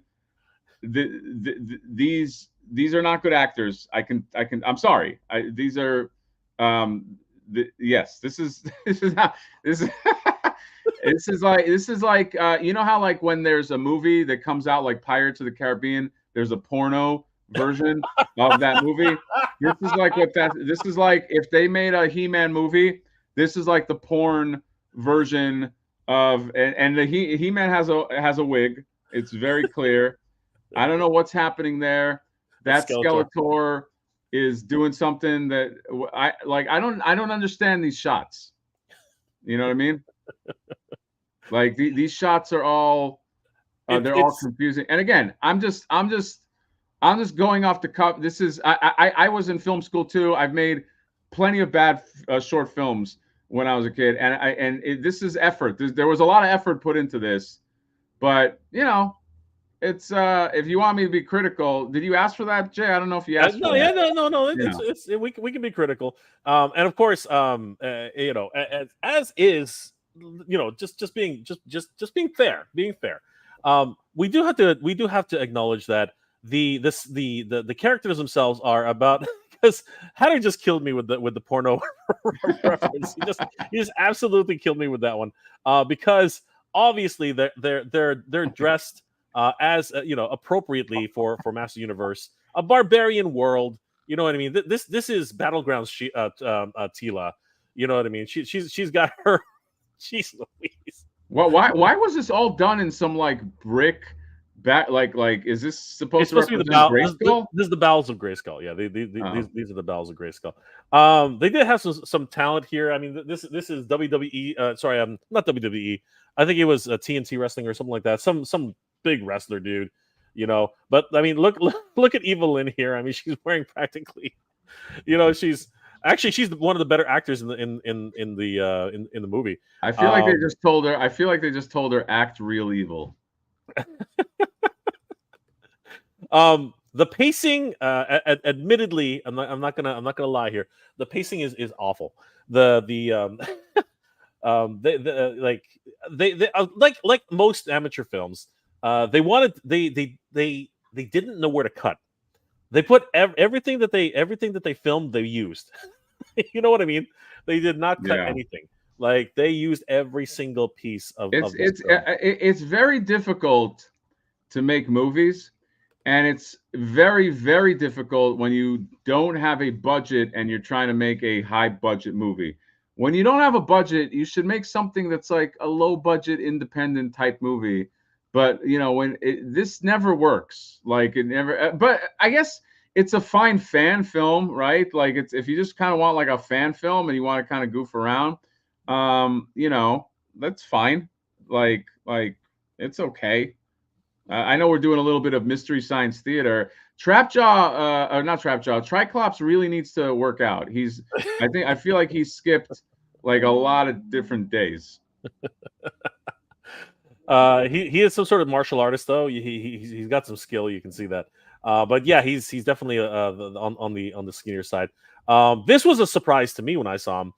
They actually have Castle Grayskull Man shows up. Yeah, that's I would say rule number one of making a MOTU movie is don't put Castle Grayskull Man in it unless you can afford it. Because I don't know. Look at how he's lit. Go back to that shot where he's pulling the blade out. It's clearly sandwiched between his arm, and it's between his other arm, for the one furthest from that camera. One there, that one. Who's that dead guy? Is that who? That's Prince Adam. Oh, that's Prince Adam. Yeah. He lost the power. I don't want to give. You know what? Shit. I don't want to give away too much. If anybody actually wants to see, not that you would, but if anybody wants to see this, you guys definitely should take the opportunity because obviously the He-Man plays two different roles. He plays what's his name? Castle Grayskull Man, and he also plays He-Man. Okay, here's the other problem. I found the other problem, Jay. Okay, if you're gonna make this movie, it should be based around you have a good Skeletor. You have a good Skeletor mask. That's problem number one. Because if Skeletor's face isn't working, you got a problem. You know what I mean? What is he doing? Did he kill Skeletor? He's choking him out. Yeah, he's choking him out. He's choking him out, and then Skeletor stabs him. He drops Skeletor. Right, and look, like that was killing me. Look how long it takes Skeletor to stab this guy. It takes like a full. Yeah, this is not. You can tell that this was not edited. No, as I told you, every shot they took, they put in the movie. Like this, it's one of those things where you know you're a director, you're a fan, and you basically love this thing. You're too close to it. You don't have an editor, and you basically put everything that you put in the movie is what you kept in the movie. You know what I mean? And there's Prince Adam with the power sword. Apparently, that I think is Castle Grayskull Man. I think that. Yeah. Here's what's I guarantee you though that they paid a pretty penny for this movie. Like I guarantee you that somebody went into their savings and spent thousands of dollars to make this. So, fun fact: this was crowdfunded. Um, Oh, it uh, was. yeah, Oh my this god. was crowdfunded. I think it was on 2 platforms. What was it called? Fall of sorry, it was a Fall of Grayskull. What was it called again? Yeah, Fall of Grayskull. Who would you So cast as Mighty Spector? Daniel did fund this on Kickstarter.com, and he raised $12,047. Oh my god. $12,047 You back on know, January I tried 17th. to do a Kickstarter for a film a while back ago. I couldn't raise like I raised like $1,000. But the problem is it wasn't this is a he I guess maybe No, that's what it is. It got the fans going. The fans made this happen, like 100%. I mean, look at these 9 backers on the dollar, 24 backers on $5, 6 backers at 10, 70 at 20, 42 at 30, 57 at 40. Like the higher numbers actually got some decent, some. were you around when this not No, like I discovered this. I discovered this about 3 years ago, and I remember thinking, "Holy crap!" There's a I got excited. I got really excited. Then I watched the film, and I tried. No, I did watch the whole thing. I did watch the whole thing, but it was a slog. It is a 35-minute slog because, again, they kept everything. First of all, 35 minutes is far. It's like obscenely long. A short film should not be longer than 15 minutes. And that's the push. That's a push. Like if you ever watch like one of these like Academy Award films or any of that, 15 minutes at most, 5 minutes at least. You know what I mean? That's far. Yeah, that's. And here's a funny thing. He raised $12K. I guarantee you that he had to add money to that $12K to make this. Oh yeah, no, by far. And adding to your pornographic reference here, we'll take a look at a classic scene from Master Universe Filmation, where He-Man finds Teela, thinks she's dead, and literally check this out, shot per shot. You would actually think that these were the motion capture actors from that scene. He literally shot per shot. They literally picked her up exactly the same way they did in the Filmation. This was probably my favorite scene in the whole thing because if you go back and watch this shot from the Filmation cartoon, this is literally shot per shot exactly the way it was done in the Filmation cartoon. And this was my favorite thing in the whole movie because trust me, this is like there she is lying on the ground exactly the same way in the cartoon, picks her up exactly the same way in the fucking cartoon, and holds her exactly the same way in the cartoon. I'm gonna find that scene and I'm gonna show it to everybody because you guys will be shocked how closely they got to that thing. And He-Man's freaking out, Yeah. and it's I mean, here's the thing. If you just want to do this for like fun, that's fine. This is what this is meant to be, like a fun fan film. Maybe you play this at a PowerCon or you play this at a convention. You get a little bit of an audience pop. That's fine. But I do know filmmakers that I know one filmmaker, I know of him, but he made like a Batman fan film. And for him, he was like, this is my application to like make a Batman movie. That won't happen. It's fan films. I'm just telling you how the system works here. I'm not saying it's right, but a fan film is not going to get you what you want in terms of like I'm going to be the guy after this. So if you don't care about that and you're just making like I just want to have fun and make a fun film, and if people want to give me $12,000 to do it, sure, okay, but it's no, Aaron. I don't think it was that Mind and Body. It wasn't. His name wasn't. It was one guy that made it. It was a Batman. It's a long time ago, dude. Oh, that's sweet to say. Yeah, I would love to make another short. I made a film, and it's not very good. But I made a science fiction-ish movie in college. I wrote it in college. It was a feature, and somebody funded it. And it got into a festival called South by Southwest, and which is a very good festival. And but I didn't know what I was doing. And I got sent a bunch of it wasn't written that well, and it was it was what was called a micro budget movie, because I was very interested in making films, but I wasn't really ready at that time, and so because I don't think I knew how to write, and then I went and I learned how to write, and so that's what I've been doing. That's why I'm in LA, because like I write on stuff.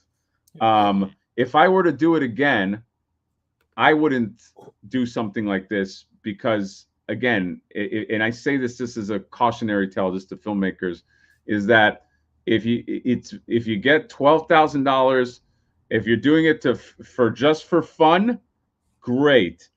But if you're doing it like as I'm going to further my career, they almost look down upon this. They almost look like, oh, it's a fan film.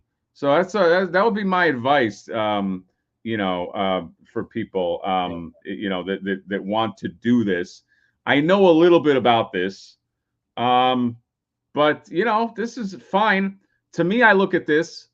Maybe this is me always being like a broke filmmaker, but to me, I look at this and I'm like, oh shit! If I had $12,000, I would have just made something, that can just stand on its own as a calling card. I wouldn't make a fan film, but it's it is what it is. People don't take, like it's like Mind and Body said, people don't take it seriously. If anybody wants to check out the film, people attached or whatever. I don't know. So but look, people paid him. Good for him. But I guarantee you, I guess I said that to say, I guarantee you, he also paid out of his pocket too. Oh, yeah. But maybe he's like a dude that has money and he doesn't give a shit. Well, looking at his ask, honestly, you can tell he finished this out of love. You can tell, right? Anybody wants to watch this film, right? Look, I've already put a link in the chat, so you guys can. Again, I'll watch it, and you should watch it. You should watch it. It was a real work of love. It really was. And check it out just really quickly. Adora makes an appearance alongside of Hordak slash Horde Prime. We get to see Adora's bust just walk across the screen. Big, huge high heels. Like, what was it? It really is kind of almost like a pornographic walk. But I've been saying that actually about. I make jokes about this all the time about Filmation, that they were they were using like models and what's it called, exotic dancers for their rotoscoping for years. I thought I was making a light, fun thing. Oh wow! I didn't know that. Alan Oppenheimer. Alan freaking Oppenheimer as the narrator. That is cool, man. That right away. That's pretty cool. Brian Cage was the wrestler. Kevin Clark. Yeah, again, a lot of fun nods here. But again, this was done with love, and he really wanted to make something special, and you know what? In a lot of ways, he did. You know what I mean? Like, I think that's Daniel what I'm saying. If you just want to do this out of love, that's like a different story. I just always look at, like, I don't know, maybe I'm like jaded, but I always look at like money spent, and I'm like, crap, man. If I had 12 grand to burn, I would just do a short film. Or somebody had mentioned a Flipboard cartoon, which we might do. You know what I mean? Like, but like something that is its own IP. This guy is jacked to all hell. This is an insanely jacked individual. Body wise, they cast right, I think, but acting wise, I mean, like, this guy is jacked. Like, where is he? Where's his wrestling cred here? Where was it? There. Oh God, this guy's freaking jacked. There he is. Here we go. Top rope. Impact Wrestling. That's what it was. Yeah, he was he's part of the Impact Wrestling scene. But yeah. Mind and Body saying, do you have a production team? I mean, I have film school buddies that we went to. Fish fight. Oh. Yeah. Oh my gosh. Evil since '83. I love the shirts. The shirts are really cool. I think again he definitely had so there's the martial arts expert. Again he's definitely into martial arts, and he's not. I mean he's fit. He's definitely fit, but he's not jacked. You know what I mean? Like, putting him up against He-Man was just a crazy thing to do. But yeah, they've. Hey, look who it is! It's Pixel Dan. Of course, he was involved. I think that's actually a lot of where this where this came from as well, because again, Dan put his signature behind it, and there was a lot of things going on. But you know what? It's always that kind of thing where they say put your money where your mouth is, and I you know what? And just taking a couple comments from so this is funny. Oh, here we go. Alan Richardson as He-Man. I mean, like, obviously, that's the Reacher guy, right? Yeah. Yeah, that's yeah. Oh yeah, that guy's jacked. That guy is freaking jacked. But you know what? His voice is to me, his voice is a bit high pitched. I always think of He-Man as because of He-Man the cartoon. I always think of this deep, deep voice for He-Man. I'm all in for barbarians to make a comeback. My favorite genre of the '80s. That there really is some room for that. I mean, like they're even talking about a Thundercats film. What do you think about the chances of a Thundercats film? There's another one where I think they're going to have to throw it into Earth somehow, which would be terrible for Thundercats. I don't know what Hatter. What do you think about that kind of pitch? It would rely on getting the look right. Yeah, that's the problem. If you would have to spend all your money, not all your money, but you would have to focus test what one Thundercat would look like in real life. If you're going to take it seriously, if you're going to make a joke out of it, then, just F off anyway. You know what I mean? But like if you're going to, and when I say a joke, like I'm a Thundercat, I'm a cat that's like a war, like don't do that crap. If you were going to like take it seriously, you would have to spend a lot of money on the look and make sure you get that look right, because if it doesn't look good, it's gonna. To be very honest, man, I think something like Thundercats should be like, I don't know if you ever played like World of Warcraft, but like the cinematics that they used to do in Warcraft are beautiful. I think it should just be like how that Final Fantasy movie came out in theaters. It was just a 3D or animation. Just make it animation, man. I just think a Lion-O in real life would just look very weird. Like is it gonna look like the movie Cats? I don't know what it's gonna look like. That's my biggest fear, right? That you're gonna get that's a cat. I'm saying it's probably not gonna translate that well. But again, unless it should be based on a stellar look that everybody agrees with. Like, yeah, that look, I can connect to that. But I have a feeling you see a cat man with fur, you're going to be like, I don't know. But like, if they made like a Warcraft Blizzard / Final Fantasy type serious animation type thing, then that would be badass. I would like that. I don't know. I totally agree. It's got to be. You have to go for broke with a movie like Thundercats. You really got to just be in the moment. I'm trying to think of any sort of film that would even come close. And it's hard to say. I would literally think, because you look at the fuck is it called? You look at Fern Gully there.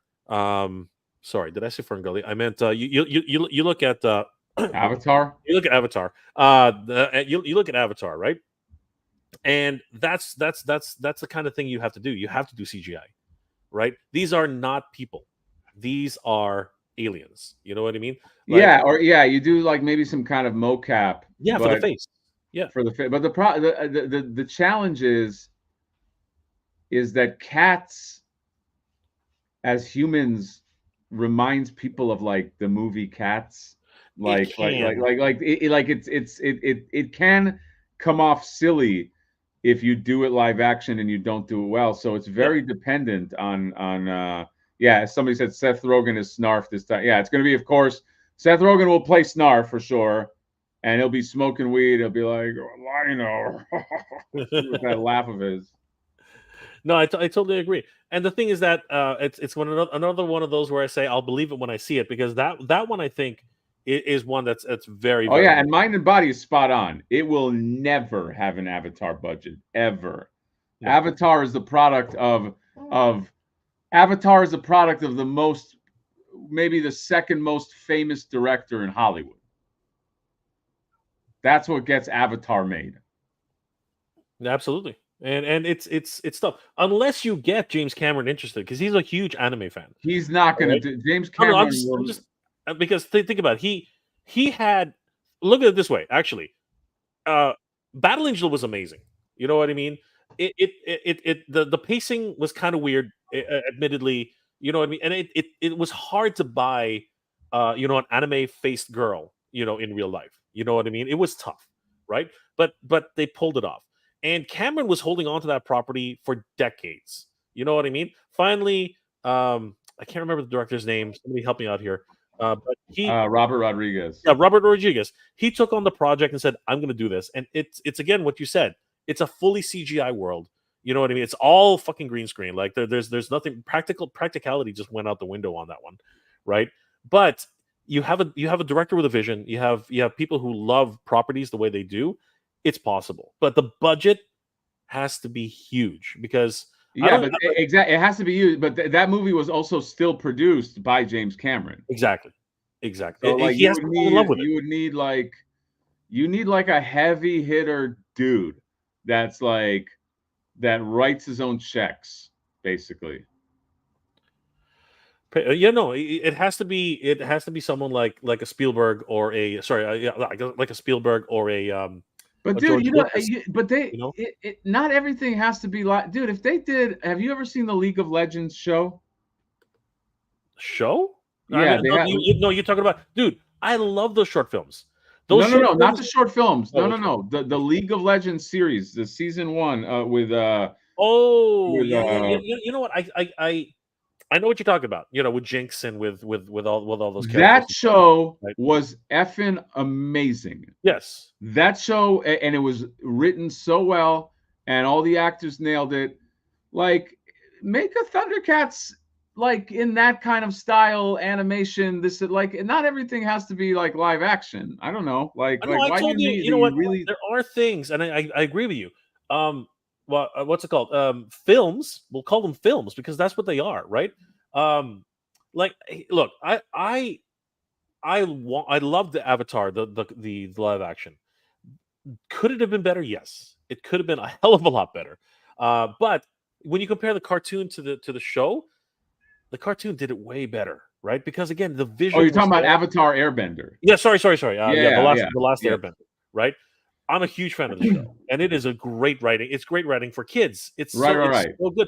But there's enough interest in there and enough innuendo in a lot of ways that it can still be enjoyed by adults even today. You know what I mean? And obviously, the Nickelodeon version that was live action, which was just aired, I really enjoyed it. But I didn't it see was, it. you should watch it just to experience it. It definitely is a kids show, 100%. But they were able to do certain things which really tugged at the heartstrings of fans like myself. Could it have been a little bit more adult? Yes, it could have been. And they delve really deep into adult themes, like the Firebenders kill people. And when I say they kill people, they torture people to death. The way it's done is very interesting, but there is also that little divide where you're like, okay, it feels a little like some of it feels forced. It's not as natural as you would like it to feel, Yeah. but but No, it's a I get well it. I think the issue, the hurdle with that, and it's very simple, is the look. Is the like MOTU would work because He-Man is human. You yeah. know what I mean? It, but having the lead of your movie be a cat, dude. Even One Piece worked. As goofy as One Piece is, Luffy is still a human-looking guy. Yep. Obviously he's rubber and all that, but it's human characters. But I don't know. Once you see like a cat man, it just makes me laugh. It just I don't know. So they would have to make they would have to get whoever can crack that code and show like a lion-o that looks really cool in live action and doesn't make you think of cats. And like then I think then you can build on that. But you have to get that look right, because it's like it can just look real weird. It's cats are cats. I think you're absolutely right. I have a thing in my head which I think could work, but it's still one of those things where they're still more human than they are cats, and it's more like they had a lineage of cat, and just tiny, like would be tiny, like maybe extended fangs or whatever, and maybe extra, the claws themselves, but they would literally look more like human beings than they would actual cats. But Yeah, you would have to that's the direction. Like you would have yeah, to be very subtle. yeah, super You'd subtle. have to be very, very subtle to the point. But the problem is you get so subtle, it's like might not even look like a cat. Yeah, I but don't know. you know what it would end up being? Truthfully, you know what it ended up being? It would be kind of like you would take Black Cat and pretty much use that aesthetic where they're more like people, but they dress up, with cat like flair. You know what I mean? Like you know how Selena has this big huge mane that she wears around, like showing her goods. I'm talking about Marvel, by the way. And you take somebody like Black Panther, that kind of aesthetic. You know what I mean? Where he's got cat-like features, right? His hands have claws and things like that. You know what But I mean? Black Panther, he has reality to him. He's No, no, wearing I a know, I suit. know. But what I'm talking about aesthetically, right? Like you would have to actually see these people as people first, and with cat-like, features, right? They're, as I said, they would have to be really subtle, like tiny Yeah, bits of. I'm just having a hard time wrapping my. I just keep thinking of the movie Cats. There's the block in your head, right? Because of obviously you've seen the darker side of that type of of filmmaking, right? The real problem with Cats, it was terrible. You know what I mean? No matter what, the execution was just wrong. I mean, it was a Yeah. triumph in the sense that the Yeah, CGI so was somebody's beautiful. saying people are saying Silverhawks. Silverhawks is much easier Yeah, yeah, true. to. I mean, they're cybernetic, right? Humans, they're Basically humans, they're human cybernetic beings. Yeah. people. They're cybernetic people, absolutely, right? And you can choose, just like the He-Man there, to take off as much skin, to put on or take off as much skin as you want, right? And it's not like it hasn't been done. The Battle Angel proved that synthetic humans could look awesome on screen if you really wanted to do them right. Somebody, So American Disco said Neil Blomkamp would make a great pick.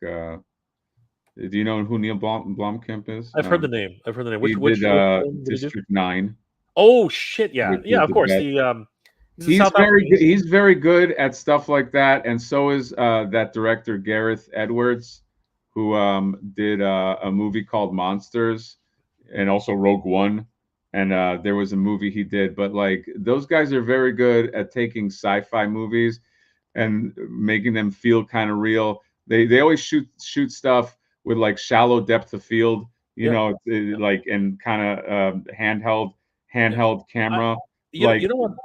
to give it like a real feel. Do you Those remember? guys are good because they take fantastic concepts and they make them feel real. Where James Cameron is just like he's just like not no discredit, but he's just like more like look at me. But he has the budget to do look at me.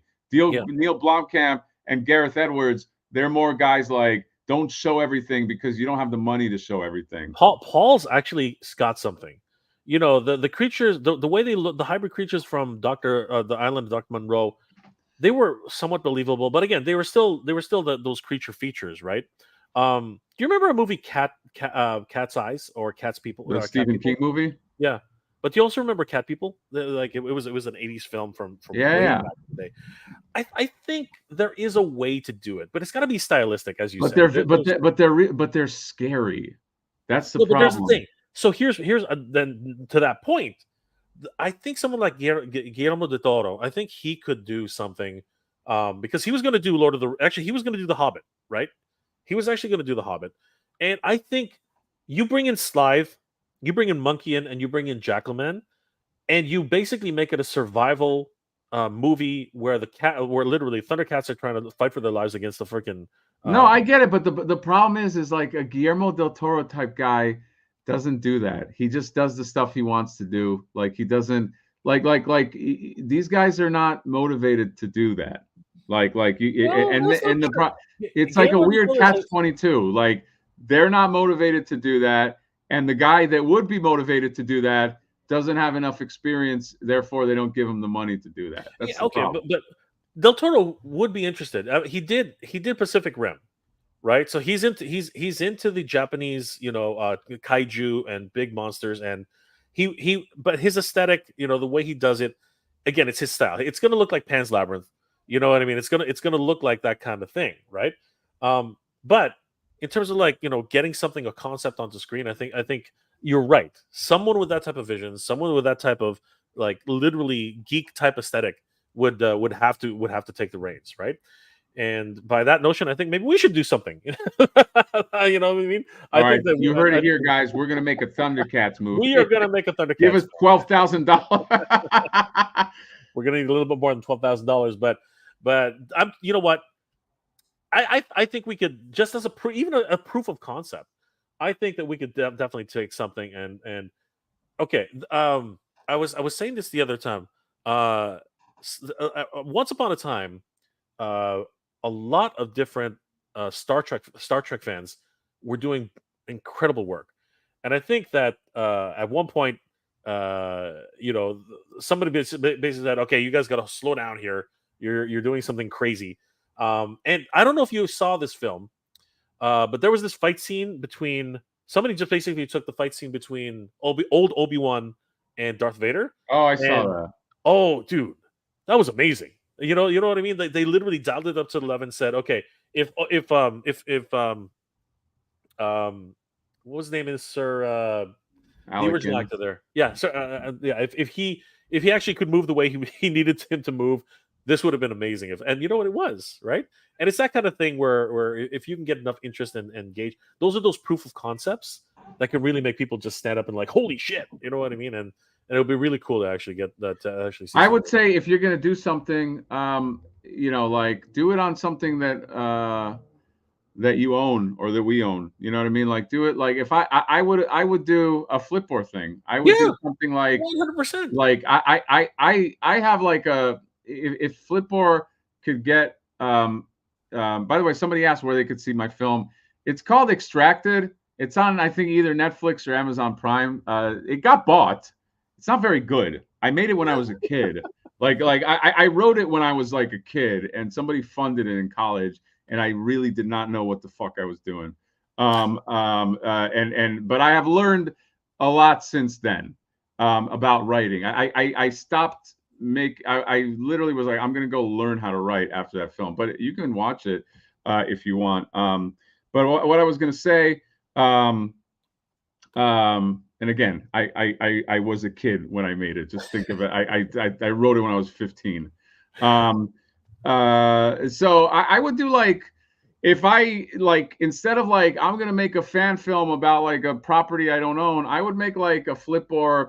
I have a if Flipboard can kind of get a little more heat, I would love to do like a Filmation style, but it's kind of like got like a South Park type humor. You know what I mean? Like it's like throwback, but it really just about a dick, like an asshole. Like what does like Beavis and Butthead look like in a Filmation world?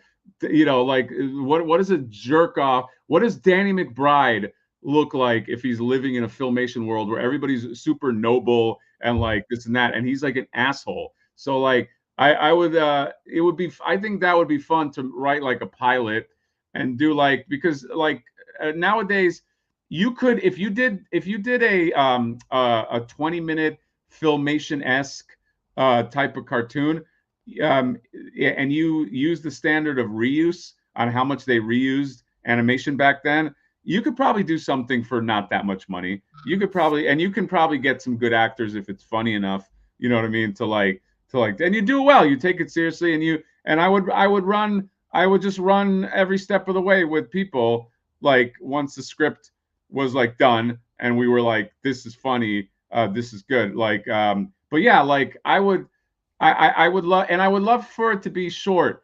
There's a film. So I love how Beavis and Butthead was very incremental.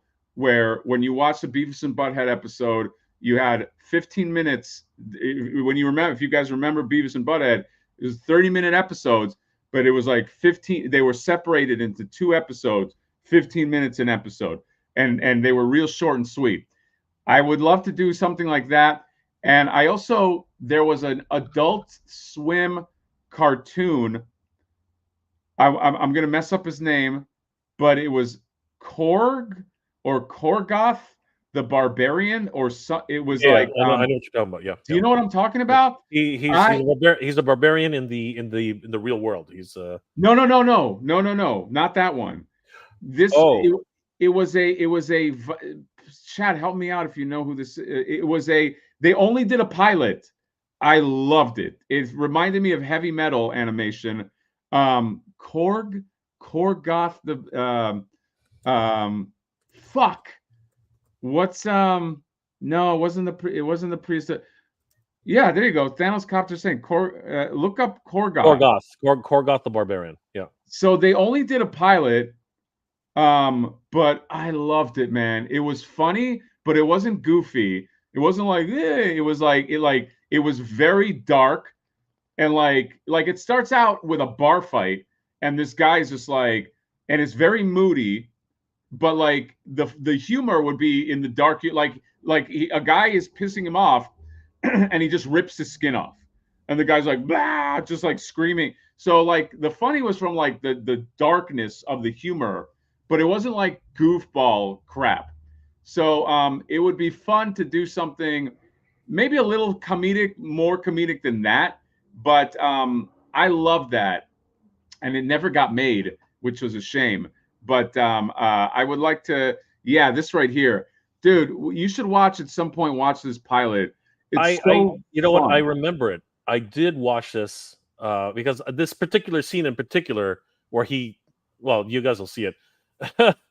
Yeah, he basically right here, literally. This is just so wrong. Yeah, like it's just this ultimate, badassery. Like he's beating people with their own arms.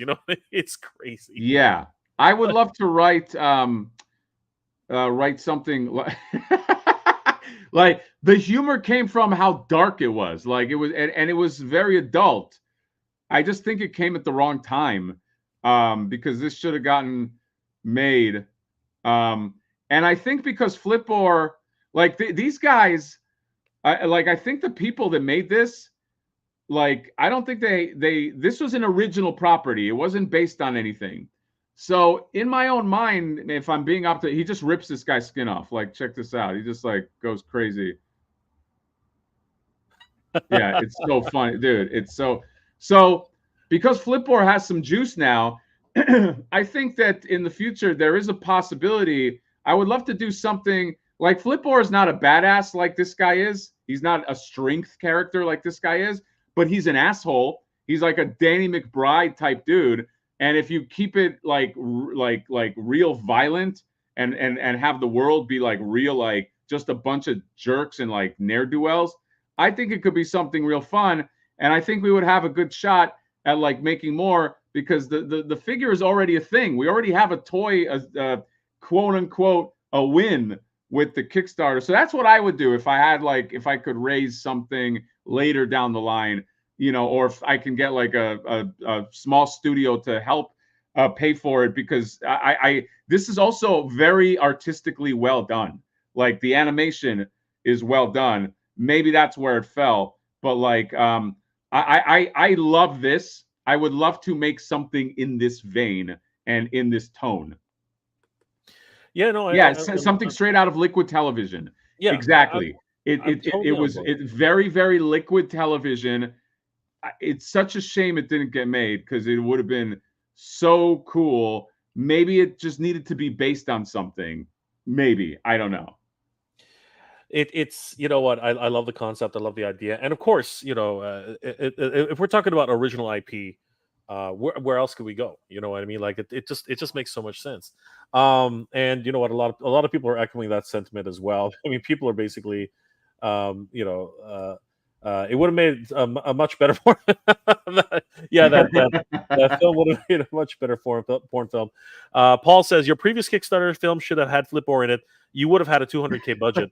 Yeah. You know what? Maybe that's actually true, right? A 12K is probably about right. I don't think so. I think it still cost a lot more than that. He had to put I bet you that cost altogether at least $20,000. Yeah, it no matter what, there's a lot of actors in it. They had a lot of shots, and it was almost all green screen, right? So it's crazy. People are saying, by the way, Eon Flux. Eon Flux is yeah. something that Another great. Yeah, Liquid Television. I had so many nights growing up as a kid, like just red-eyed watching like Liquid Television and just like imagery and how violent that was. But like I would love, and I think people would like it too. And I think it would also appeal to people that might not.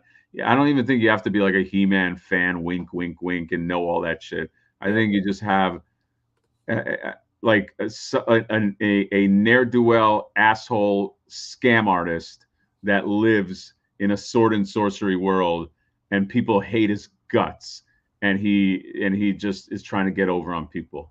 Yeah, and you know what? That kind of concept really does work well with the type of champions of authority idea that we have, where everybody's out for themselves, but at the same time, there's levels of people who are who are in that world, right? Yeah, because Flipboard's he's not evil inherently. He's just a dude trying to live his life. You know what I mean? And he does it in a way that he buys low and sells high. I mean, isn't that capitalism in itself? I mean, that's really it would be just like but funny. Korgoth was very serious. I would probably dial up the funny more. Yeah. But it's still a good model to start with because it would it's fun. I mean, look, he grabs that guy's ponytail, he rips his skin off. You know what I mean? It's fun. Yeah, it's just this one's just a bit too serious, but yeah, no, I would love to. Obviously, we're all looking for the newest IPs and newest. Yeah. IPs. So I said that to say that if I did something like that, it wouldn't be like a fan film or just like because there's a thing that bothers me too. Maybe it shouldn't bother me, but like fans will like it, but like it bugs me that the people that own the IPs, like they don't give a shit. It's like it's so ungrateful. Like in a way, like if somebody made like a Flipboard short film, not me, I'd be like, dude, that's fucking awesome. Well, you know what I mean? But like so many people like make these like Batman short films, and some of them are pretty good. And Warner Brothers, like nobody throws them a crumb. Like they don't even acknowledge them. They're just like whatever. So it's just like that's why I wouldn't do it, because it's like I'm not gonna dance and make your property. I'm not gonna spend effort and money, if you don't give a fuck, Yeah, I hear you. Healy Dread's right. Flipboard is an anti-hero hero. I like that. Right. That's more or less what he is. Yeah. The Max was so. Yeah, did you ever watch Max? Max was awesome. Dude, it's based off of a Sam Keith? Is it Sam Keith or Keith? No, isn't it the Max? The Max. No, the artist is Sam Keith. The Max is an American comic book created by Sam Keith in 1993.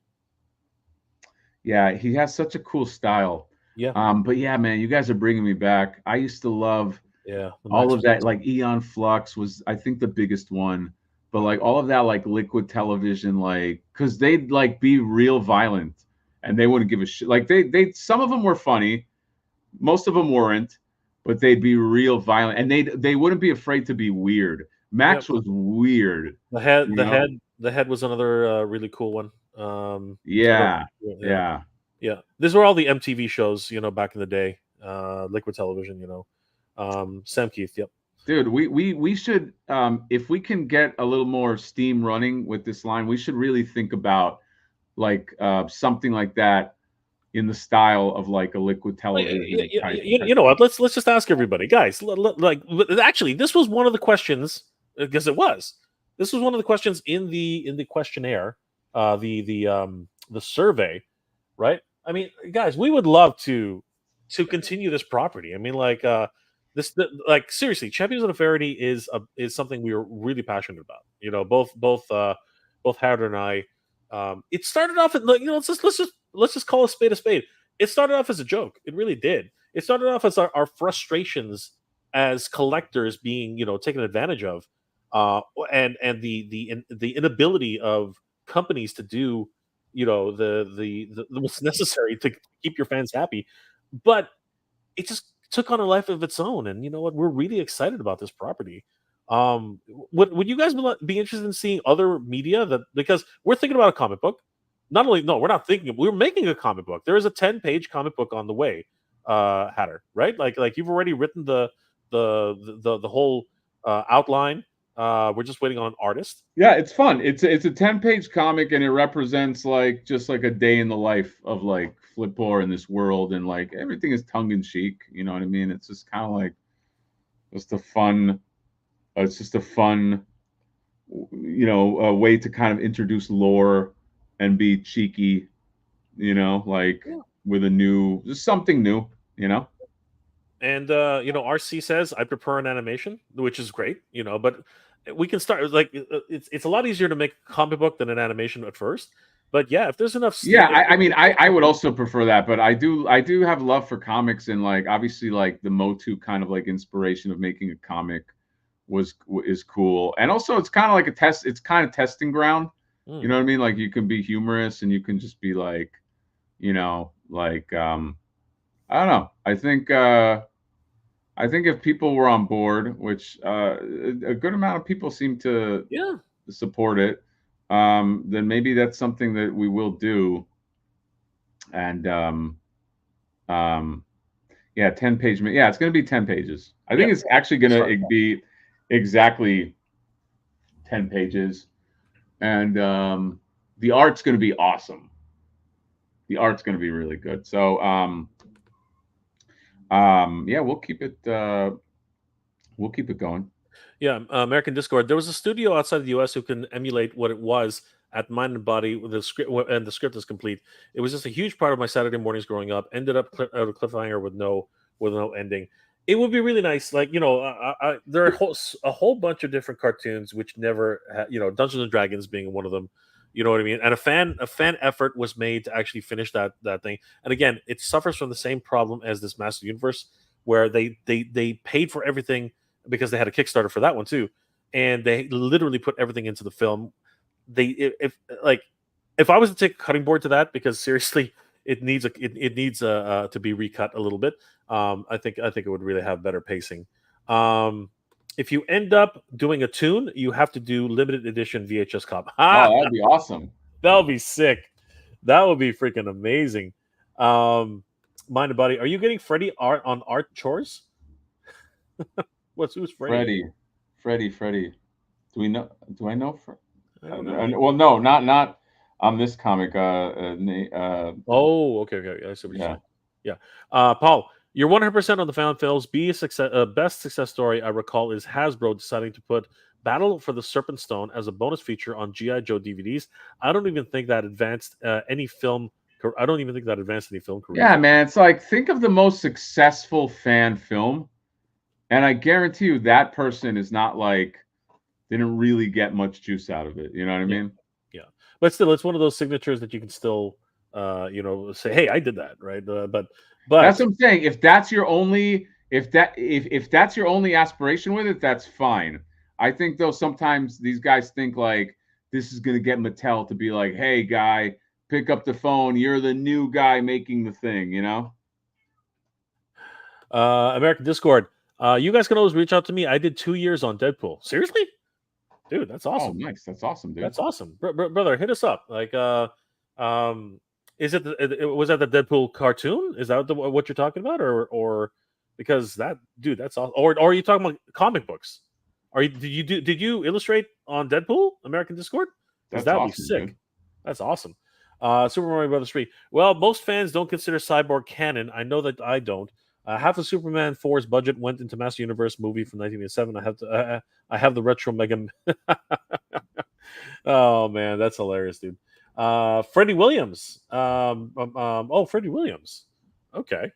Um, is that a follow up to your last comment? Which was where was that? Are you getting Freddie on Art Chores? Oh, okay. I see what you're saying. Uh, I mean, he would be awesome. Having Freddie Williams III. I mean, he's kicking ass on the MOTU crossover with TMNT. I mean, I'm a huge fan of Freddie Williams. Right, his artwork is just sick. Right, obviously, he did. He worked on so many different crossovers now. Right. Oh yeah, he's good. Yeah. Yeah. Yeah. I mean, he's I worked on didn't pretty know much who he everything. was, but yeah. Yeah. Yes. It's your 30. Wow. Oh wow, You've been congrats, working man. on. Holy shit. Holy shit. You started when you were 16, and with pencils. You do now. You have. Wow, dude. Hit us No, up. he said he started 16 in Image. Yeah. Wow. Holy crap. Yeah, That's dude. Hit us awesome, up, man. man. We'd love to work with you. Oh my god, this is so cool. 94 worked for Liefeld at Extreme. Bad Rock. I pretty much grew up buying your You books. did Profit? You worked on Profit? Holy shit. Bad Chapel, Rock Profit. Evangeline? Oh Dude, my god. in all I did in the 90s when I was like a little kid in school is draw Youngblood. And I drew Youngblood and X-Men and Spawn. And then I think I stopped drawing around the Joe Madureira era I love because I Joe was Madrid. like, I'm not gonna be as good as these guys.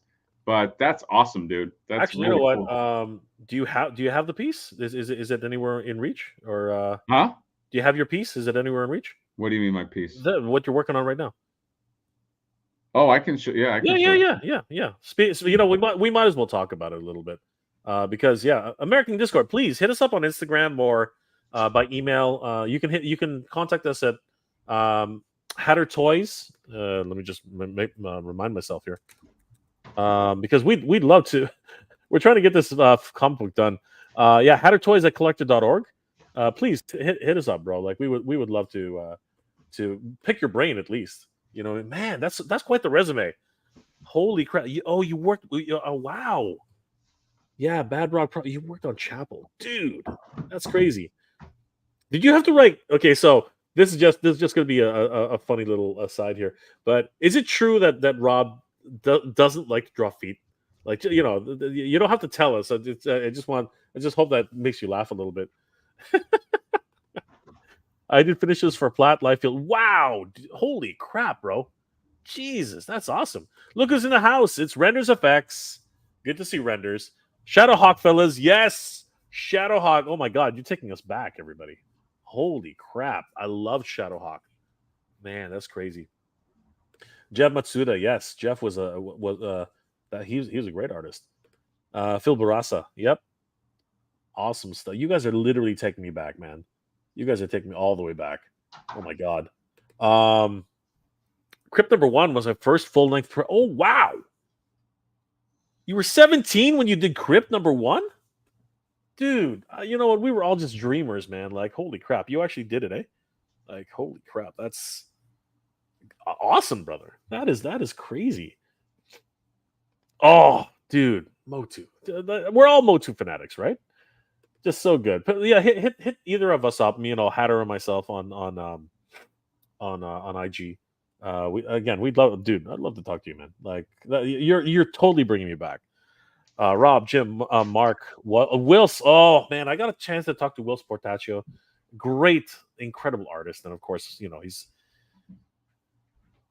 Mignola. Oh my gosh, yeah. Again, you take me back, brother. You take me back. This guy, the Discord's work for everybody, man. Like he's friends with some big names, man. Holy shit. Oh, that's awesome. Oh, dude, like, dude, you're killing it, man. Holy brother, shit. We did finishes for Platt, Liefeld, and Nocon, man. Like crazy. I did like when I was in school, I thought I wanted to do comic books. I did a few. There was a Dan Fraga book called Steam. Holy shit, Steam something. I did a 5-page story in that. That was probably that, and the Gargoyles was my tenure in comics. I didn't last very long. I did this right here. This issue, it was Gargoyles number 4. So I drew the interiors of this for Slave Labor Graphics. This is not my cover. It's a guy named David Hedgecock, but I was not bad. I did the interiors. I did the pencils for this issue. But here's the funny thing, is that because David Hedgecock did all of the interiors for this book up until 4, they printed his name on here, which broke my heart. And then on the Slave Labor Graphics site, they made a correction. But who cares about a site? You know what I mean? Like, I wanted the book to have my name on it. Oh, And dude, they're like, oh, due to our mistake, they just printed it. But I think that kind of like, I don't know, that kind of broke my heart. And I was like, I don't think I'm going to do comics anymore. But that's my experience with comics. I just thought, because we were talking about comics, I would bust this out. And then this is what I'm doing for the Flipboard campaign. I have this that I did, this super original pose of Flip. It's almost inked. I just have to finish the piss tank right here. And then Johnny from Nostalgia Unbox, he's gonna color this.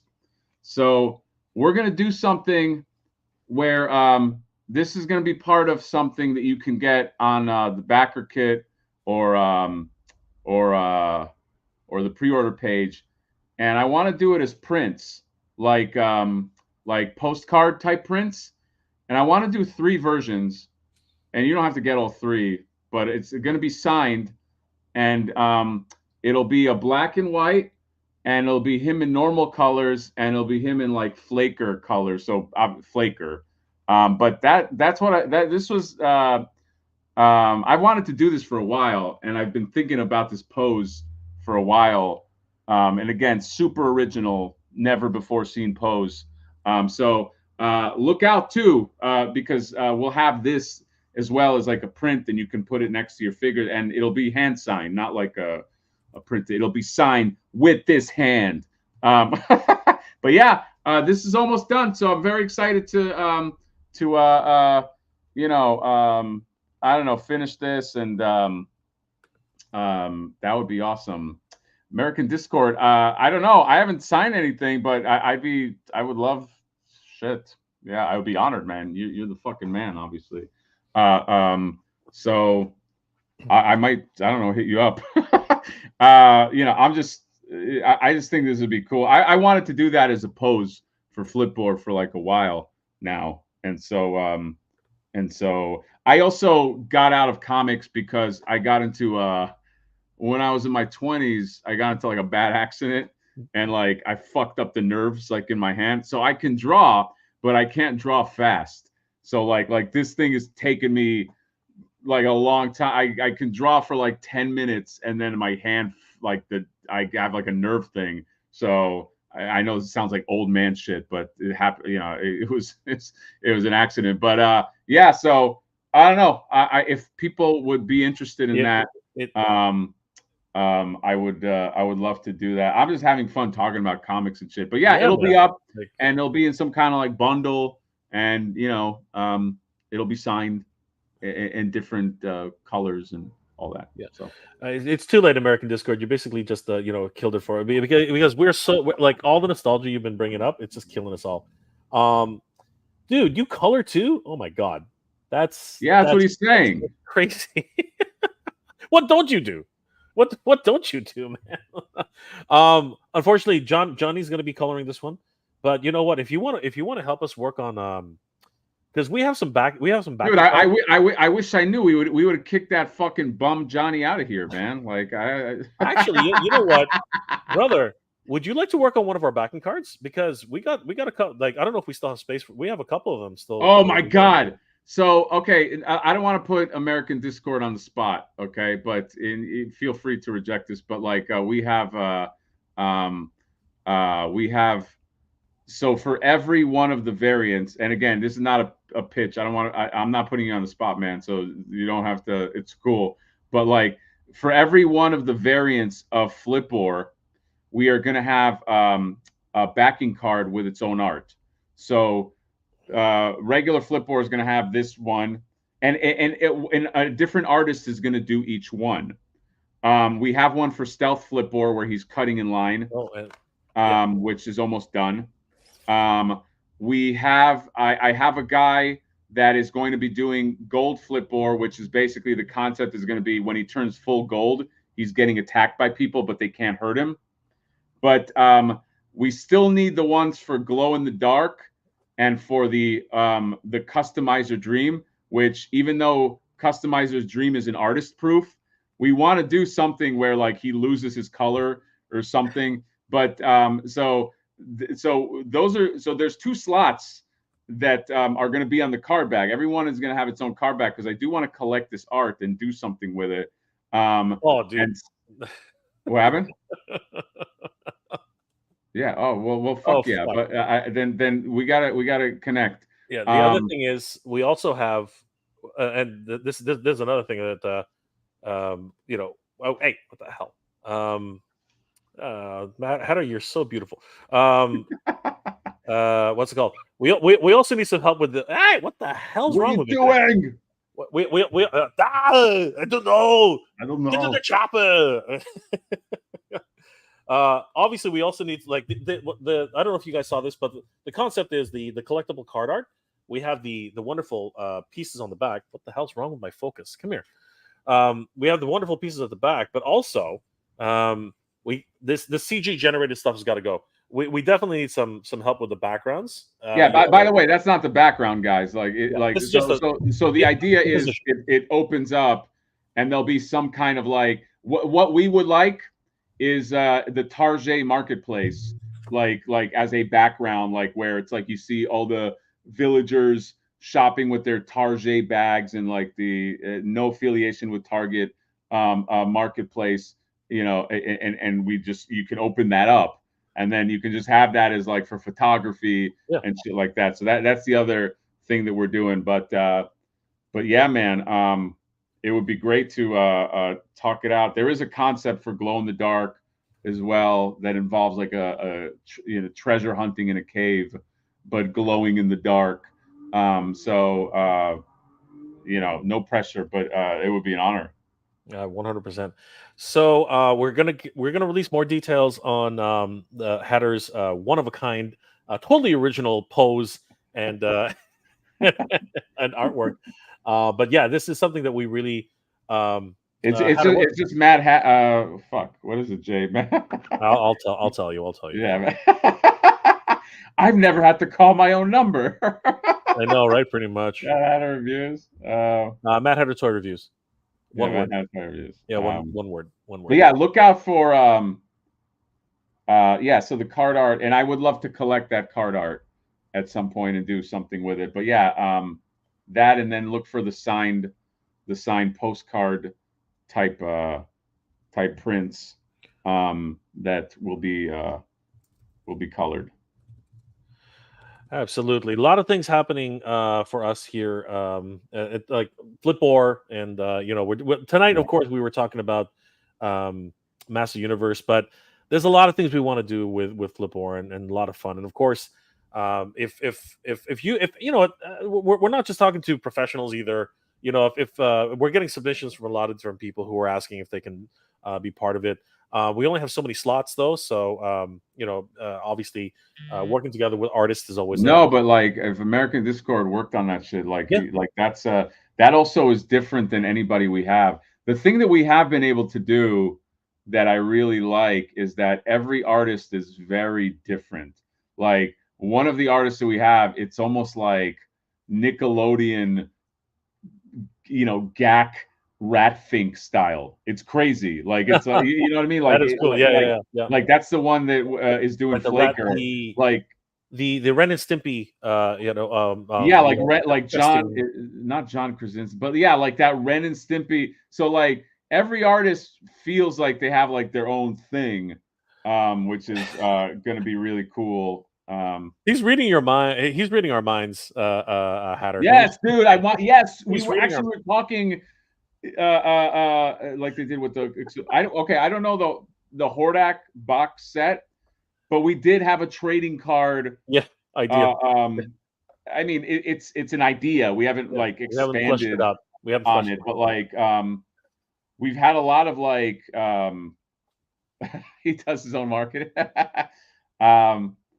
Yeah, we're trying to kind of like just gather like people that we like and that yeah, that would be awesome to do in tandem with this. apparently you're right on board with us. So yeah, we again, thank you for I think I got a PM from you. So hit up Hyder, hit up me myself, and yeah, it's all good, brother. I know you didn't want to take over the stream. It's all good. No, but Um this is awesome. This is I said this before. I feel like YouTube is just one of these things that becomes like the new way. You know, like there used to be like an old way of like, okay, if you want to make something, if you want to get into, you know, like you make an IP, you make a toy line, you make a comic, like it used to be there are specific channels. But this is so cool that you could like do like a stream. Like this is it's so crazy that it's like this is like an IP that kind of was built out of YouTube. And it's like, but it's very like this organic thing where you meet people. And like that to me is like a crazy model because I 100% guarantee you that other people will look at that as a model and be like, oh, I didn't know that you can produce something from a source like this. I thought if you wanted to create a show or a comic, you got to draw a comic, submit it to a comic publisher. Okay, I'll print it. Okay, you make the comic. Maybe it becomes a show, or you write a show, you submit it to a studio. Maybe they make it. This is something completely different and it's wild. It's like this is like born in this kind of like YouTube. Like this to me is like heavy metal, liquid television type shit because it's so organic. Like I love this kind of stuff and just like meeting people that because we're the one thing we do have, well, not the one thing, but like everything that we're doing is based on just like integrity of wanting to do it. Like we would have done it at its minimum, and now we're going to be able to do it at its maximum, hopefully. So this is just so fucking cool, man. It's and thanks, dude. Yeah, yeah, it's like, totally on the same wavelength there. Do it yourself is the best way to do everything these days. Avoid the corporate nonsense. yeah, to be able, I guess that's what I wanted to say. To be able to create an avenue where you don't have to go to a corporate gatekeeper and be like, can you make my comic?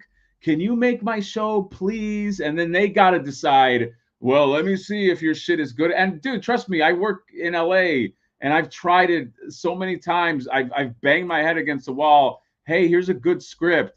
Here's a good, dude, I had a movie in South by. I almost like penetrated like the surface, but I got shut down because I wasn't like ready. So like I've seen what it's like when you're just like getting shut down by people. So this is so cool to me that like it's like the people can decide, and it's very that's the pass or fail, and so it's very inspirational too that like you can do this on something like YouTube. I just think it's fucking cool. Absolutely, and you don't have to worry about that. We have a great distributor in toy in Toy Stalker. I'm choking here. Um, distribute better than Mattel. Ha ha ha, man! I don't know where I'm going to find those Walmart figures. Local Walmart stopped carrying MOTU. Dude, it's just disgusting. It really is sometimes. Like it's not really Mattel's fault. It sort of is Mattel's fault, but really, your distribution partners are supposed to be the ones who are picking up that ball. Like seriously, I'm totally on board with you, 100%. Mind and body, yeah, just real creative power. You know what? It has Hatter said. It's been incredible meeting so many different people here. I mean, like it was like kismet in a lot of ways. Meetings, some of our team. I mean, renders effects right here. Oh, what's up, dude? What's up, Ryan? Cerberus. Oh my God, Cerberus the artwork is a great independent comic. In the later years when he started getting weird, like he write. I don't know if you ever did. You read the last years of Cerberus? I didn't, but dude, my buddy has a book of Cerberus that's this fucking thick. Brother, It collects. It's like it collects everything. Dave Sims would start writing these dissertations about life. It got trippy. Oh, he got a little loopy. Oh, dude, he would do these full panels with just this gigantic round speech balloon, and Cerberus just standing there looking, like with his half eyes open, and it would just be like this dissertation about how life is meaningless. And dude, it was just at one point it just got trippy as fuck. It was absolutely crazy. Yeah, well, that was kind of like a phantom for himself. Yeah. Like he was like, as I understand, kind of like, I don't know, maybe he's depressed, or I don't know. We're all kind of fucked up in the head, but it's I don't know. I didn't. I'll be very honest. I'm not gonna like pretend. I wasn't super into Cerberus. I was very into like yeah, there you go. It became a manifesto at some It point. really That's what I did. heard. It really did. He Like was American Splendor. brother. He was gonna do Um, something, man. He was gonna. It felt like he was planning on something. It was so weird at one point. It was what's crazy. up, Justin? Justin, always good to see Justin Mohan. I met Justin again after a long time at Toying Around Con. Always great to see Justin. Yeah. Yeah, man. The community is this. Yes, 100%. If it wasn't for this Oh, community, guys, thank you for so that Watch Over Me. That was a short film I did. It wasn't really a film even. It was like a proof of concept. It was my buddy wrote it. I kind of co-wrote it with him, but like he really wanted to make this like vampire type movie, but it's not really it's more like a drama. But thank you for watching it. It was like a short film. I did it. It was just posted like not that long ago, but we did it like 6 years ago. We were just kind of fucking around. We had access to like a church, and like we're like, what can we write that can take place in a church? Like that's kind of like when you're like a broke filmmaker, you have to center like your film like around something. yeah. So meaning like, hey, we got a free church we can use. Let's write something around, because that's the most expensive shit sometimes is a location. So but yeah, thank you for watching that, man. Again, it's less of a short and more of like a proof of concept. It's kind of like you'd watch it and be like, this feels like it's a scene from like a movie that I didn't get, but where's the rest? I think that's the thing, is like, so it's not really meant as like a contained story, but okay. Hatter, you know what? I'm gonna show this. Oh man, how do I show this to you? No, Hatter, check WhatsApp really quick. what's that? Right, yeah, check WhatsApp really quick. Ryan just posted something, and I'm wondering if we should show this because this. Oh my, this looks awesome. This looks freaking ridiculous. I don't know if you can see that. While Hatter's taking a quick look at that, Oh man. I'm going to show you guys something. Yes. I know, right? It's so freaking awesome. Check this out, guys. I wanted to show you guys something earlier. So remember how I said this scene here with He-Man picking up Teela? This basically is off of an episode. So look at this. See how Teela's on the ground. He picks up Teela, lifts her up exactly the same way as he did in the show. Watch this. So hold on, he's breathing heavy. All right, and he does this whole scene exact same. So basically, she wakes up, lifts her head up, and does the thing. Now watch this. Check this out. This is the scene right here. So he looks over. Teela's on the ground, and she's dead. Right. So he picks her up. Look, it's the exact frame per frame, pretty much the exact same scene, and she picks her head up.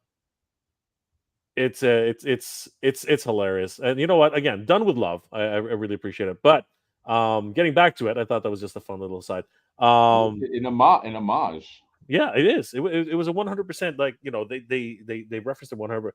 Do you want to show that? Yeah, let's just show it to the people. All right, you know what, guys? Everybody here stayed with us. Let's just kind of show people what we're thinking with this Absolutely. box. As a thank you, guys, for sticking with us and like dealing, listening to us, go through some ideas, because that's what we're doing essentially. We're going through some ideas and just thinking out loud in a lot of ways. But thank you guys for joining us for this crazy ride. And because as a thank you for putting up with us for so long, I wanted to a sneak peek. a really Jay? sneak peek, By the way, I'm slowly losing my consciousness because I had to wake up at 5 today to do a live stream for that holothon thing. So Forgive me. It's not boredom. I'm at this point just exhausted. And Hatter's been doing a lot of streams lately, actually. So let's give him a round of applause because honestly, he's been burning the candle at No, this is fun, 3 a.m. man. I just love this is a fun because we don't have like an agenda of like we got to talk about this. This is just kind of hanging out. Yeah, So this was one of those ones where it really feels like it's just a bunch of friends, and that's actually really appreciated. All right, so guys, check this out. I'm just trying to organize my windows here because they suck. get some Z's. All right, here we go. Oh, dude, Um, Tucson, Arizona is. I would love. That's the thing that sucks about LA is like you can't film, you can't steal shots. Like everybody is so savvy to it. So as soon as you bust a camera out with your friends, somebody that used to happen when I was in film school all the time. Like me and my friends would go try to film something somewhere, like at a barber shop or something. And like normally, like I grew up in Florida. If you do that in Florida, nobody gives a fuck. But in LA, people will bust you or they call the cops and you're like, can we just shoot? Like, yeah, because like everybody's just like, give us money or, it's fucking, it sucks, man. I hate it. all right, guys, check this out. Yeah, exactly. Tucson, Arizona. Yeah, no, it's kind of weird. In certain districts, you can get away with it. Here in Toronto, is the same problem. Like everybody will rat you out. But they have bylaw officers walking every 10 minutes. It's the they worst. want to catch you, and they have a whole system if they do catch you. So yeah, it's just terrible. And you can pay. It's a pay to get out of jail kind of thing. Check this out, Hatter. Oh my God, this is absolutely crazy. So, guys, it might not be as clear yet what this is right now, but the next couple of slides will probably make it more clear. Hatter and I have been tossing this around a little bit, but this is going to be a lot of fun. We are, the short of becoming Two-Face, we are going to be creating. We might as well talk about it then. Yeah, we got some coins on the way, guys. Like this is. Yeah, we want to do so. Part of like this like goodies thing that we want to do is have so that postcard, the signed postcard, and we also want to see we also want to create like a really cool coin, like a displayable, but like like a really nice one. We're trying to figure out. So we've been working on this design of like a coin that'll feel like a coin that you can like display and has like a has some weight to it, obviously. And we just felt like because like the Champions in the Faraday is based on a guy who's like a profiteer, like he should have like a coin. You know what I mean? There should be like this fucking thing that you could display him with. So that's an idea too that we want. That we're gonna see if we can like shape up and like an official Champions in the Faraday, and then you can get in very much in John Wick fashion. You can get into secret Champions in the Faraday clubs and shit like that. You just show your coin like this, and you're fucking in. That was one of those. World building things that I loved about John Wick. I love the whole concept of those coins, like using to gain access, like in order to be protected in a hotel. Yeah, exactly. Yeah, I one of my favorite things that I own is at one of the STCCs. They came out with a Skeletor coin, and it had like some heft to it, and I still have it displayed. I kind of want to do something like that. It was like Skeletor, I think, was it Super 7? I don't know who made the coin, but like I just like that idea since this guy is all about coins and dollars and making money or whatever. I thought that this would be cool if you want to display this. There wouldn't be another one after this, but just like the definitive a Champions in the Faraday coin, Absolutely. Pogs. I know, right? I'm just getting some. Okay, speaking about that, Hatter, believe it or not, I'm just getting some. I'm just getting some replies from some of the suppliers. And yeah, do we want this to be a 30 millimeter coin, or do we want this to be a 50 millimeter coin? I don't know what the difference is off the top of Well, my I mean, head. that's the size of the coin, right? So 30 millimeters is, I think that's a little bit bigger than a, up here we call it a toonie. But the 50 millimeter coin is gigantic. It's freaking huge. Um, I I'm feel trying to like think. I want it to feel like a medieval type coin. So maybe it's the bigger one. I want it to feel So this is it's some of, it's so hard yeah, to tell how big that I is. know, but this is some of the work that they do. They do some crazy stuff too. Like I was just checking out some more of the stuff that they were working on. Yeah, again, there's a lot of like. Okay, so here, check this one out. Like this one's nuts. When I saw this, I was like, "Whoa, what the hell are we dealing with there?" Um, because the detail is insane when it comes down to this size. Um, actually, you know what? I'm really impressed at how where is it here? I really am impressed at how different manufacturers do their stuff. Like look at the detail in this Yeah, Titanic. That's embossed, and I love the ridges on the side. yeah. I want to, if we can do that. Oh, you want to, yeah, you want to do the little dots, or oh, maybe talk about No, no, these. Yep. how do we make this feel like a medieval, like like coin? You know what I mean? Like a big old fucking Pirates of the Caribbean, you A know, balloon. like loot coin. You know Yeah, what I like a mean? So doubloon. this is that Titanic one. If it was gold, is a good model. You know what I Yeah, mean? yeah, I got you.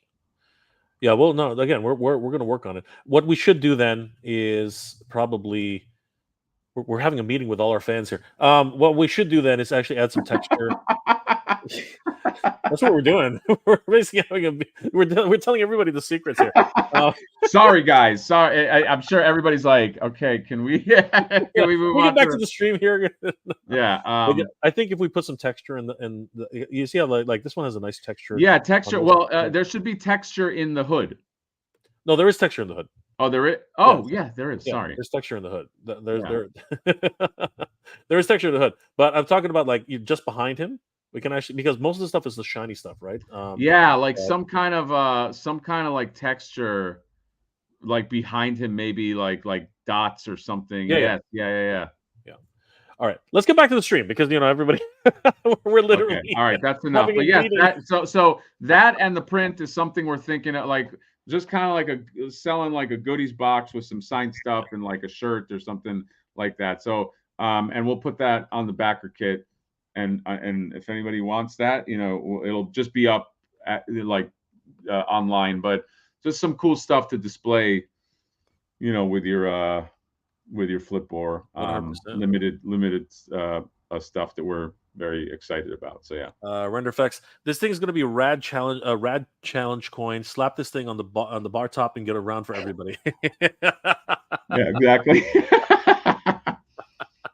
Yeah. I can add boats and hose. Oh, geez, Louise, easy there, Render. No, no, it's exactly give the people what they want. Oh my god, that's crazy. Derek Dalzell, I like the coin that came with Batman DC Primal. It came with the coin. I didn't know that. I gotta look that up. Yeah, that's actually pretty cool. Most likely cast from basic. From yes, of course it is. That's how it's going to be. Give it that two-face That slash. two-face slash backside. That'll be sick. Yeah, that'll be absolutely sick. I'll be right. You know what, Hatter? I actually have a couple of examples. I'm just gonna bring them down. Hold the fort. Then I'll be right back. Hold the fort. Hold All down. right, guys. Here's where it gets all awkward because whenever Jay says he's gonna be right back, takes I like that he put me on and I'm half asleep. By the way, so but yes, this is a very nostalgic. It's a very nostalgic stream. I'm still geeking out about. You really derailed the chat there, American Discord, in the best way possible. Because now I'm thinking about '90s comics, dude. You know what I want to do? Actually, I've been thinking about this for a while. I lost if you guys remember the Jim Lee X-Men cards. Do you guys remember like that set of cards that that Jim Lee made with all the X-Men? There's a guy at Frankensons that's selling a sealed box of them. It's actually not that much money.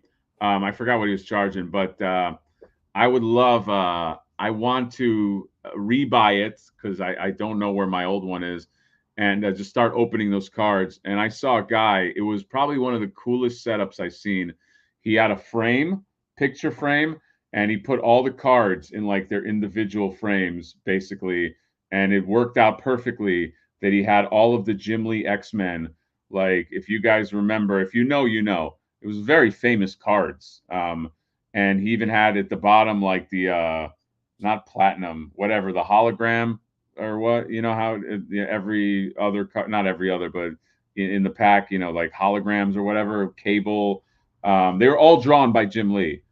Man, it's such a good set. So that's what I was thinking of doing is just buying like a sealed box and maybe on camera just opening, just open it up and see what you got. Because I used to love those, man. And oh, Jay's back. Yeah, Jay, do you remember the Jim Lee X-Men card set? Like the one that Jim Lee did the whole run of them? I remember the card sets, but I don't remember the full Jim Lee version. I could probably try to bring it up. It's probably some of my favorite X-Men art from the era. All right, give me 1 second because he's done some amazing stuff. Jim Lee collectible cards. Just put in Jim Lee X-Men cards. All right, let me check it out. Yeah, here they are. Yeah, he did the entire set. Let me bring it up.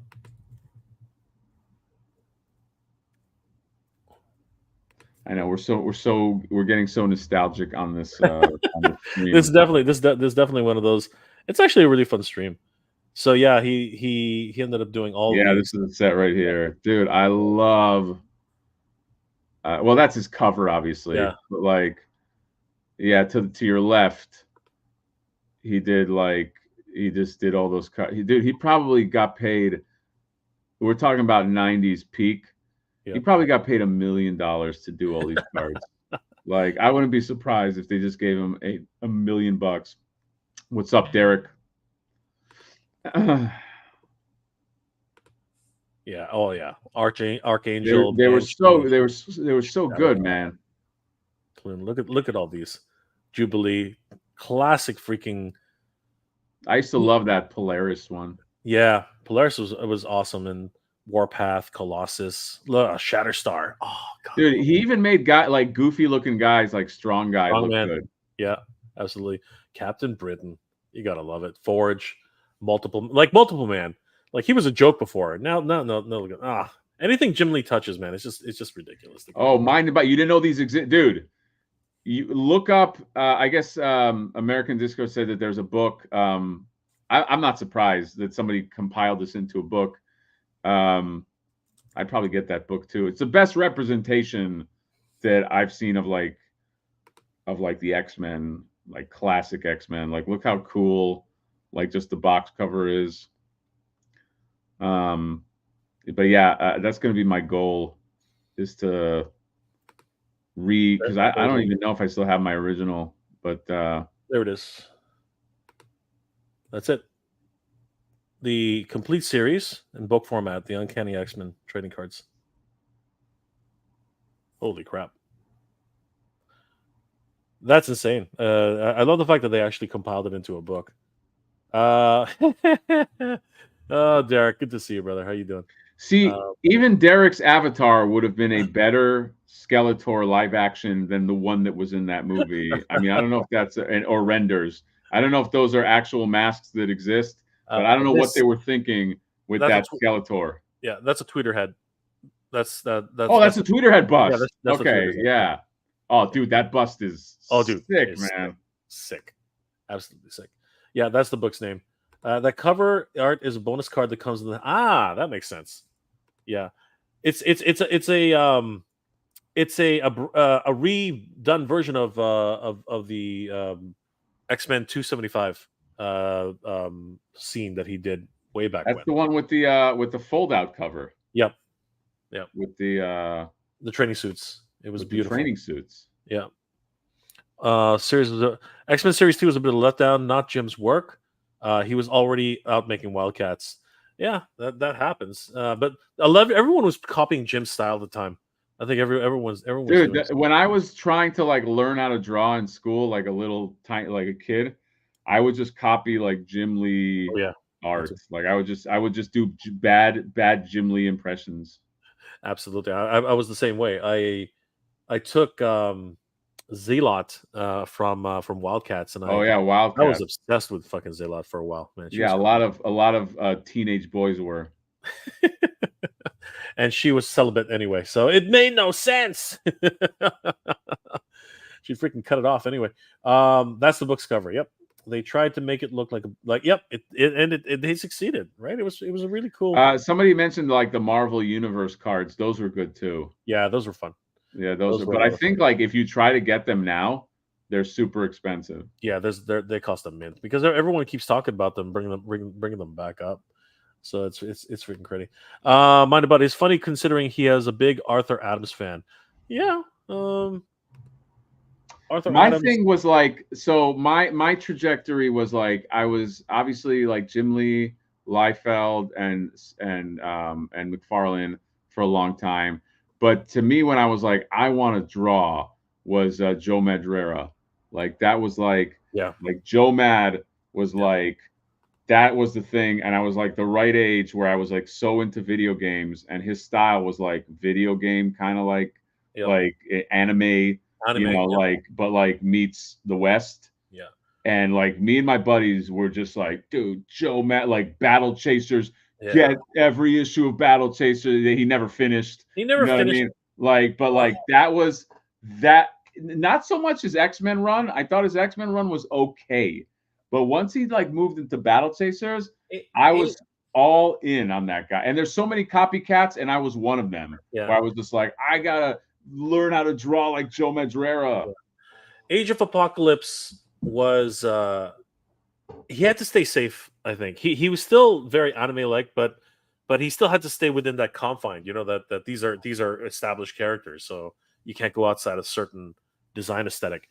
But once he started doing like Battle Chasers and his own, that's where he just broke loose. Dude, yeah, Battle Chasers. The art on Battle Chasers is still so good. Oh, like and dude, I couldn't even tell you what the story is. Like I know you never finished it, right? It's a girl and she finds these gloves. Yeah, the gloves, and the father's gloves. And there's a Han Solo type swordsman and a big robot. Yep. Other than that, I couldn't tell you what the story is. It was hovering around this idea of the greatest swordsman ever, and his daughter, right, who he abandons, and he has an illegitimate son, right, and it all revolves around these fucking gloves, right? Even the king wants them, but he can't have them because anybody who wears them, you know what I mean? Like it was such a crazy. And don't forget Cheesecake Busty. Oh yeah, redhead, red Monica or whatever. Yeah, Red Monica. That was it, right? Dude, that was typical anime, BS, man. It was part of the whole shtick, man. It was that's what it was. But it sold books. The problem is he got invited to too many conventions. He got so far behind. He never finished it, man. And you know what? Well, he also got into making like video games. No, but there's a thing. And I don't know if you know this, but they actually made a Battle Chasers video game. What was it? 8 years ago. I played it up to like I'm stuck on it. Yeah. Like it got too hard. The animation's great. It just got too hard. Yeah. And then he did Darksiders, you know what I mean? And that was its own rabbit hole. You know what I mean? So there's by the way, if you like Darksiders art, there's a third-party company that is making like Darksiders figures. That and they look phenomenal. I did see I saw the main character. He looks great. I really, it's too bad. they like that's a property where people would really buy them, and it's too bad that licensing out like again, it's one of those the chicken and the egg things, right? It would be really cool if they would actually put those out for pasture or something. Blancho did a series called Steampunk that's drawn masterfully. My bud Rich inked those issues dude, this is freaking awesome. I love the fact I gotta check these out. I gotta love I love the fact that we're going down Yeah. this trip down memory lane. Yeah. But unfortunately, all good things got to come to an end, guys. So we're gonna start wrapping this up because Hatter's about to fall over. Yeah. We'll do one more hour, guys. Justin said, "Am I into anime?" Not so much anymore. but not because I'm against it. It's just there's just so many things to watch. So There's usually, if something it's too. a recommendation, I'll watch it. So okay, I'm gonna touch on that really quickly because Hatter brought it up anyway. I was obsessed with anime for a while, so much so that I helped to start two of the biggest anime conventions here in Canada. But there comes a point, I think, where you start looking back inwards, and again, like the revival of all these amazing brands that we grew up with. It's sort of like, as Hatter said, you know, it went from like anime used to be this really niche thing where you had these great little properties, like Bubblegum Crisis and freaking like Evangelion and Battle Angel and all these really cool stuff. But then it got in, and I don't know if you agree with me, Hatter, but it got really Americanized, commercial. Like I look at a lot of the stuff that's really popular today, um, and don't crucify me, okay, guys, please don't. But stuff that's like on Netflix, like Seven Deadly Sins. I watched that for like 2 seasons, and then it started getting episodic, and I was like, all right, when are they gonna get to the actual meat of the story? Bleach was a big because what happened was they caught up to the manga, and then they had to start making their own episodes, which made no freaking sense. And then Yeah. when they finally cut back up to the manga, again, they were just playing catch up all the time, and I think that was a problem. There was a commercialism portion of anime that started making it become detached. Like I love Dragon Ball. I saw every single Dragon Ball episode that I could, and then they started, finally it ended, and then all of a sudden they made GT, and that was like, what the hell's this? And then then they went to Super, Yeah. and I was like, it's I never gonna end. also crapped out on GT. Yeah, it Like just didn't. I even saw like prior, just regular Dragon Ball, and then obviously, I mean, you couldn't escape Dragon Ball Z growing up. I know American said Ninja Scroll. I was big into Ninja Scroll, Jubei. I still love that scene where he headbutts that guy to death. He didn't die though. He didn't die. He's just like headbutting this shit out of him. Dude, one of the first things I saw that scared the shit out of me when I was a kid was Vampire Hunter D. Dude, I love that. The original. The original. I just remember watching the kid. I was like, oh my, it's scared. It just gave me nightmares, man. Brother, when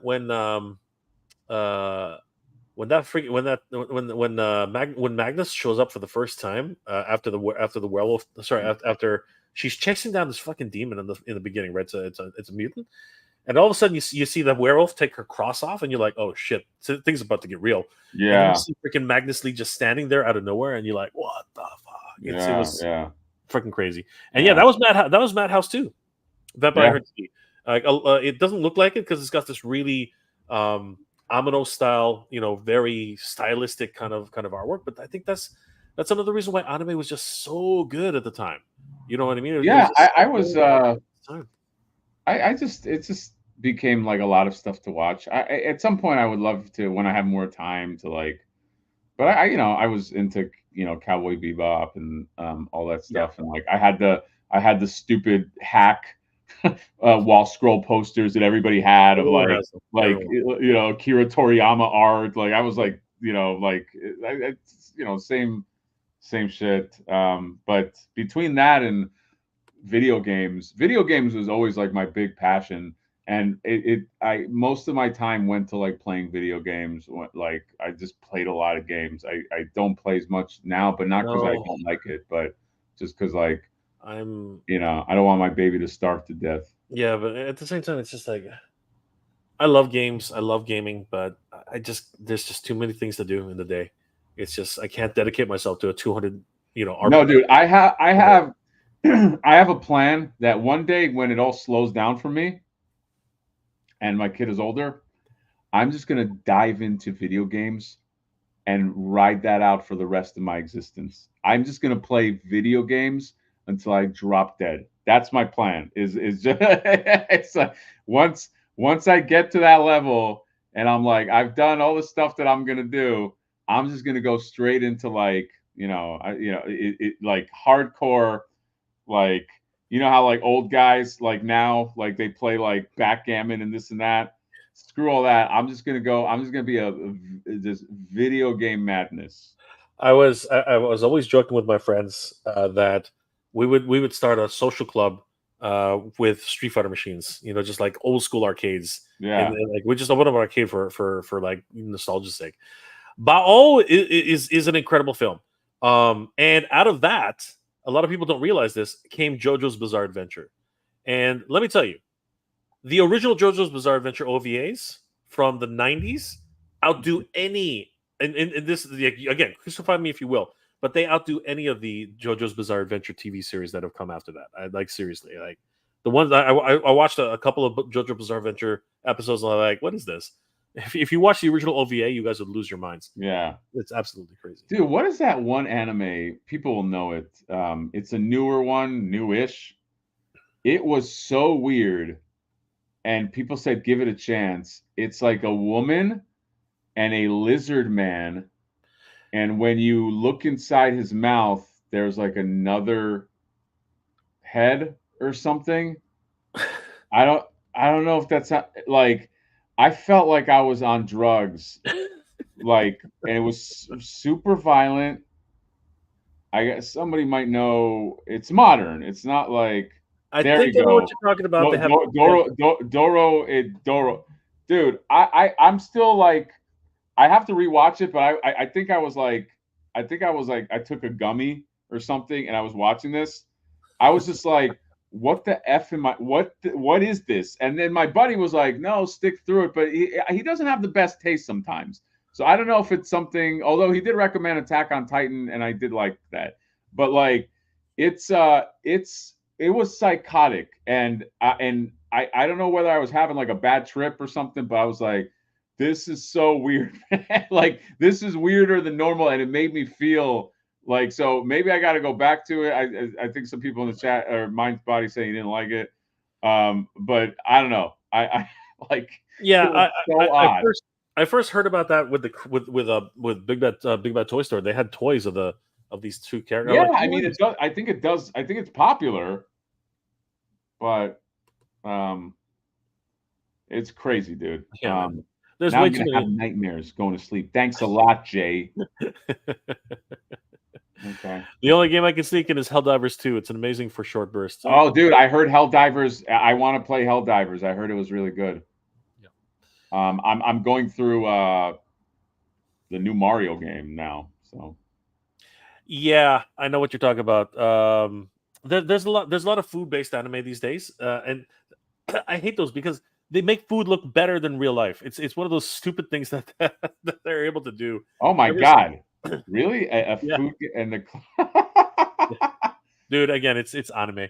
It's anime. Like they made God of Gambling, and it was just about this freaking literal god coming down to teach humans how to. oh my Again, they, god, they look at make it. craziest things.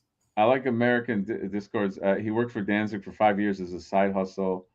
Around 2000, he hired Madhouse Productions to make some try and gave.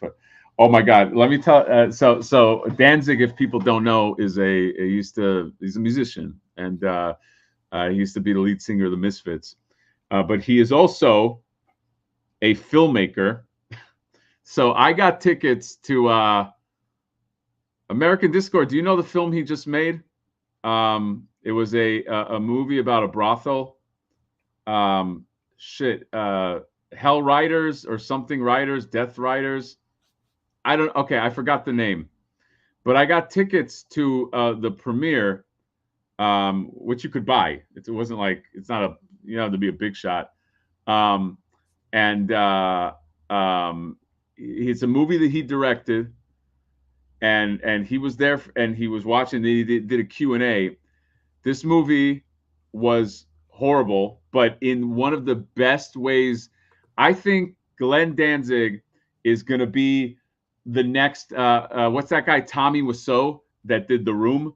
Like the so bad it's good director. He's the next guy. I'm predicting it right now because his movies are hilarious. But the funny thing is, in his Q&A, he was so serious about it, and he has this kind of like he almost talks like Elvis, and and he's like talking about he's bragging that he didn't get a cinematographer.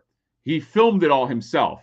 And he's like talking about his patented moves. And he's like, it was one of the best memories because I was watching his Q&A and he's like, I didn't hire a cinematographer because I needed to do my own patented moves. And I was directing the actors. And one of the crazy stories is he was doing a thing where I guess he was holding the camera with one hand and he's pointing it at the actress, and with hand signals, he'd be like, more emotion or less.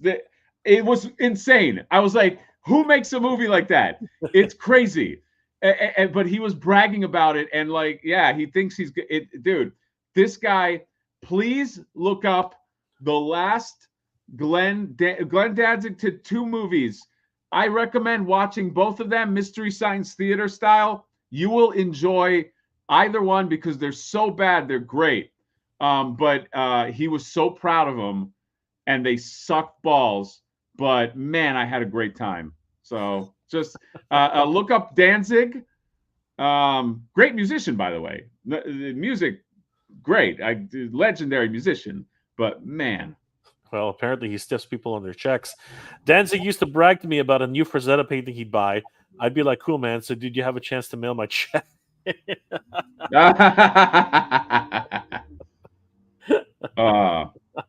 Hello, all. Long time. Hey, what's going on, Bernie? Do you mean rough? Like I'm like rough? Like I'm a tough guy?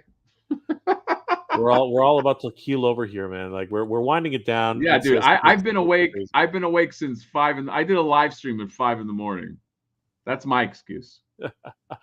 No, they're terrible. You'll never get that time back. Don't do it. No, don't listen. Please watch one of them. They're so bad. You'll. I still remember. I would rather watch a movie like that than one of these generic like Man with a Gun movies on Netflix or whatever that you'll forget instantly. It's so bad. It's great. Well, you talked about The Room, so I mean, like that's. It's that kind of I'm telling you, he's like up there with the guy who made The Room. He's doing commercials now. I saw one the other day. Yeah, but just the fact that he was shooting at people like this and hand signaling like no, stop. Okay, lower. Okay, higher. Like I was like, who the hell can act like that? Like if just imagine yourself as an actor and somebody's doing this to you. More, lower. like how do you act? You'd be like, please, I can't do this. Faster, more intensity. Yeah. He's like, faster, go. Yeah. It was insanity. It was fucking crazy. More passion. Give me more passion. Okay, I'm about to pass out for real. He's right. I am looking rough. I gotta get my beauty sleep to be beautiful for the people. Okay, so. we're gonna have our last couple of comments here. Paul Jorgensen, do we know each other from Burbank? Shao Kahn, champion. Do you like Mortal Kombat, Hatter? The game? Street Fighter was always my thing. I mean, I played Mortal Kombat. I'm just not very good at it. My best favorite fighting game is a little bit of a niche one called Soul Calibur. Some people know it. I'm really good at Soul Calibur. In fact, I won a tournament in Alhambra in 2000. I was in school. I don't know, 2007 or but I'm really good at that. My guy is Killick, and I like knocking people into the water. That's my best game. I'm not that great at Mortal Kombat. I'm better at Street Fighter, but that was my Jimmy jam. Well, I will take you on with some Mina any day, so we will have a lot of fun.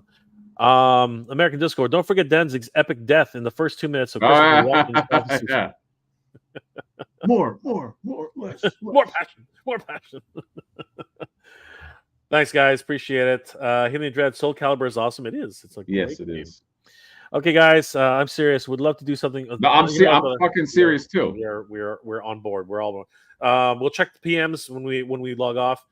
And on that note, everybody, well, Bernie will have the last word today. Street Fighter was my game with the 3-letter score name Evil. Nice. Oh, nice. Great stuff. And Todd C. Soul Blade. The Soul Blade. Yes. The Soul Blade. Welcome to the stage of history. Audrey, thank you guys. Take care, both, and may the 4th be with. Oh shit, I forgot. It's May 4th now. May the 4th be with all you guys. We will log it off there, guys. Thank you so much. Okay. There you go. All right, guys. Thank you so much for being here tonight. Don't forget, you can head over to Flipboard on Kickstarter. Head over to the pre-order store. Pick up any Flipboard accessories or botches or Flipboards or flakers that you want to add to your collection. It's been a lot of fun. Thank you, Paul. Appreciate that. Got to park for Darth Vader's wedding. Oh, have fun, Paul. Say hi to a certain guy with the last name Battles for me, please. Shao Kahn, nice one, Hatter. Absolutely. American Discord, last comment, guys. Fun stream. Everybody grab some free comics tomorrow. It is free. God. Free comic day. Everything's happening tomorrow. Jeez. May the 4th be with you. Free comic day. Guys, definitely go grab some comics. Have some fun.